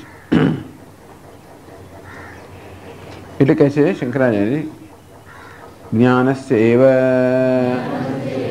પુનઃ વિશેષણમ જ્ઞેયૈ ધર્મૈ આત્મભિઃ અભિન્નમ અગ્નિ ઉષ્ણવત સવિતૃ પ્રકાશવચ્ચ જ્ઞાનમ તેન જ્ઞેય ભિન્નેન જ્ઞાનેન આકાશકલ્પેન જ્ઞેયાત્મસ્વરૂપાવ્યતિરિક્તેન ગગનોપમાન ધર્માન યસ સંબુદ્ધઃ સંબુદ્ધવાન ઇતિ અયમેવ ઈશ્વરઃ યહ નારાયણાખ્યઃ તમ વંદે અભિવાદયે દ્વિપદાં વરમ દ્વિપદોપલક્ષિતાનાં પુરુષાણાં વરમ પ્રધાનમ પુરુષોત્તમમ ઇત્યભિપ્રાયઃ. જ્ઞાનસ્યૈવ પુનઃ વિશેષણમ. એ જ્ઞાનનું એક વિશેષણ કયું? આકાશકલ્પેન જ્ઞાનેન. જ્ઞાનનું એક વિશેષણ કયું કે આકાશ સમાન છે. એ જ જ્ઞાનનું વળી પાછું બીજું વિશેષણ કહે છે જ્ઞેયા ભિન્નેન જ્ઞાનેન. જ્ઞેયથી જે અભિન્ન છે એ પ્રકારનું જ્ઞાન. તો જો જ્ઞેય કોને કહેવાય? જાણવાનો વિષય. આ વસ્તુ પદાર્થ જ્ઞેય છે. હું કોણ છું? જ્ઞાતા છું. અને આ પદાર્થનું જ્ઞાન છે ને તો જ્ઞાનથી થાય. જેમ કે આ ગુલાબ હોય તો મારા મનમાં ગુલાબની વૃત્તિ ઉત્પન્ન થાય. એ ગુલાબ વૃત્તિને શું કહેવાય? જ્ઞાન કહેવાય. જેના વડે આ પદાર્થ જણાય છે. જો એ પ્રકારની વૃત્તિ મનમાં ઉત્પન્ન થાય તો એનું જ્ઞાન ના થાય. આ પદાર્થ મારા હાથમાં હોય, એની સામે હું જોતો હોઉં, અને છતાં પણ એ પદાર્થના આકારની વૃત્તિ ઉત્પન્ન ન થાય તો જ્ઞાન ના થાય. ઘણી બધી વસ્તુ એમ તો છે મારી પાસે, મારા હાથમાં પણ હોય, અને છતાં પણ મારા મન ન હોય. અગરબત્તી તો પદાર્થ એટલે આમ તો મેં ધારો કે આ શર્ટ પહેર્યું હોય કે આ વસ્ત્ર પહેર્યું હોય, છતાં પણ એ પ્રકારની વૃત્તિમાં ન હોય તો જ્ઞાન નથી હોતું.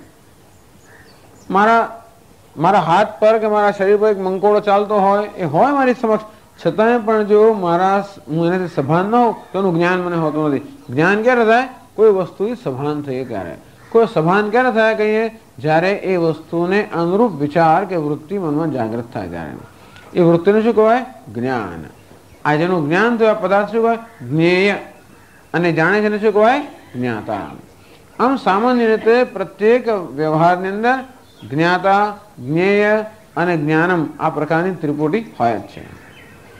તો આ જે જ્ઞાન છે આત્માનું એ વિલક્ષણ પ્રકારનું છે અને એટલા માટે દરેકની ઉપમા આપી. આ જ્ઞેય જે આત્મા છે એ કેવો છે? ગગનોપમાન. આત્મા કેવો છે? ગગન સમાન, અર્થાત જેનું કોઈ રૂપ નથી, જેનો કોઈ રંગ નથી, જેનો કોઈ વિશેષ નિર્વિશેષ આત્મા છે. ગગન કોને કહેવાય? જેમાં કોઈ પ્રકારની વિશેષતા નથી. આત્મા નિર્વિશેષ, નિરાકાર, ચૈતન્ય સ્વરૂપ, સ્વપ્રકાશ છે. હવે જેનાથી જે જ્ઞાનથી આત્માને જાણવામાં આવ્યો એ જ્ઞાન વૃત્તિ કેવી છે? આ જ્ઞાન આકાશ કલ્પેને, એ જ્ઞાન વૃત્તિ એ પણ કેવી છે? આકાશ સમાન. અને વળી કેવી છે? જ્ઞેય અભિન્ન. આમ નહીતર તો જ્ઞાતા, જ્ઞેય અને જ્ઞાન ત્રણેય ભિન્ન ભિન્ન હોય, પણ આમાં જે જ્ઞાન છે આત્માનું જ્ઞાન એ જ્ઞેય અર્થાત આત્માથી અભિન્ન છે. આ જ્ઞાન અને જ્ઞાનનો પદાર્થ કોઈ એકબીજાથી ભિન્ન નથી. જ્ઞેય ધર્મૈ આત્મભિ અભિન્નમ. જે જાણવાનો છે આત્મા એ આત્મા કરતા અભિન્ન જે જ્ઞાન છે. અભિન્ન કઈ રીતે? અગ્નિ ઉષ્ણવત, જેમ ઉષ્ણતા અગ્નિથી અભિન્ન છે. સવિત્ર પ્રકાશવત, પ્રકાશ એવી રીતે સવિતાથી સૂર્યથી અભિન્ન છે. એ સ્વરૂપભૂત છે.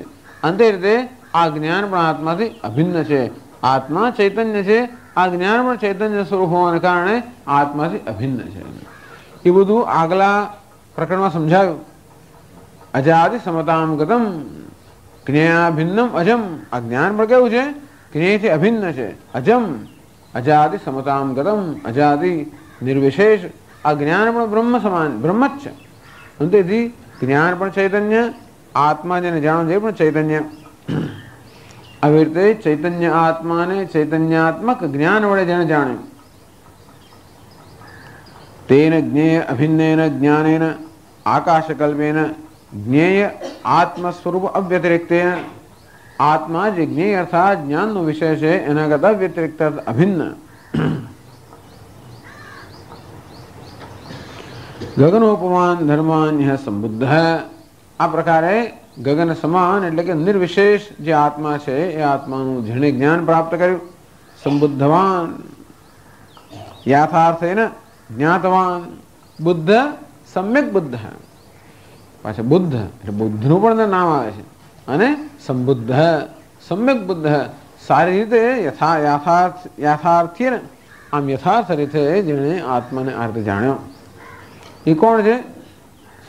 અયમેવ ઈશ્વર यो नारायणाख्य है. स्वयमेव आत्मनात्मानं वेत्तत्वं पुरुषोत्तम.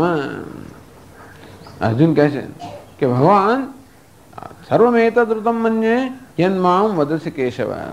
हे केशव, हे भगवान, જે કે આપ મને કહો છો એ સત્ય છે એવી મારી માન્યતા છે, એવું મારો મત છે. નહીં તે ભગવાન વ્યક્તિમ વિદુર દેવાન દાનવાહ. હે ભગવાન, આપની વ્યક્તિ, આપનું સ્વરૂપ, આપની વિભૂતિ દેવતાઓ દાનવો પણ જાણવા માટે શક્તિમાન નથી. ત્યારે કોણ જાણે છે? સ્વયમેવ આત્મનાત્માનમ વેત્તત્વમ પુરુષોત્તમ.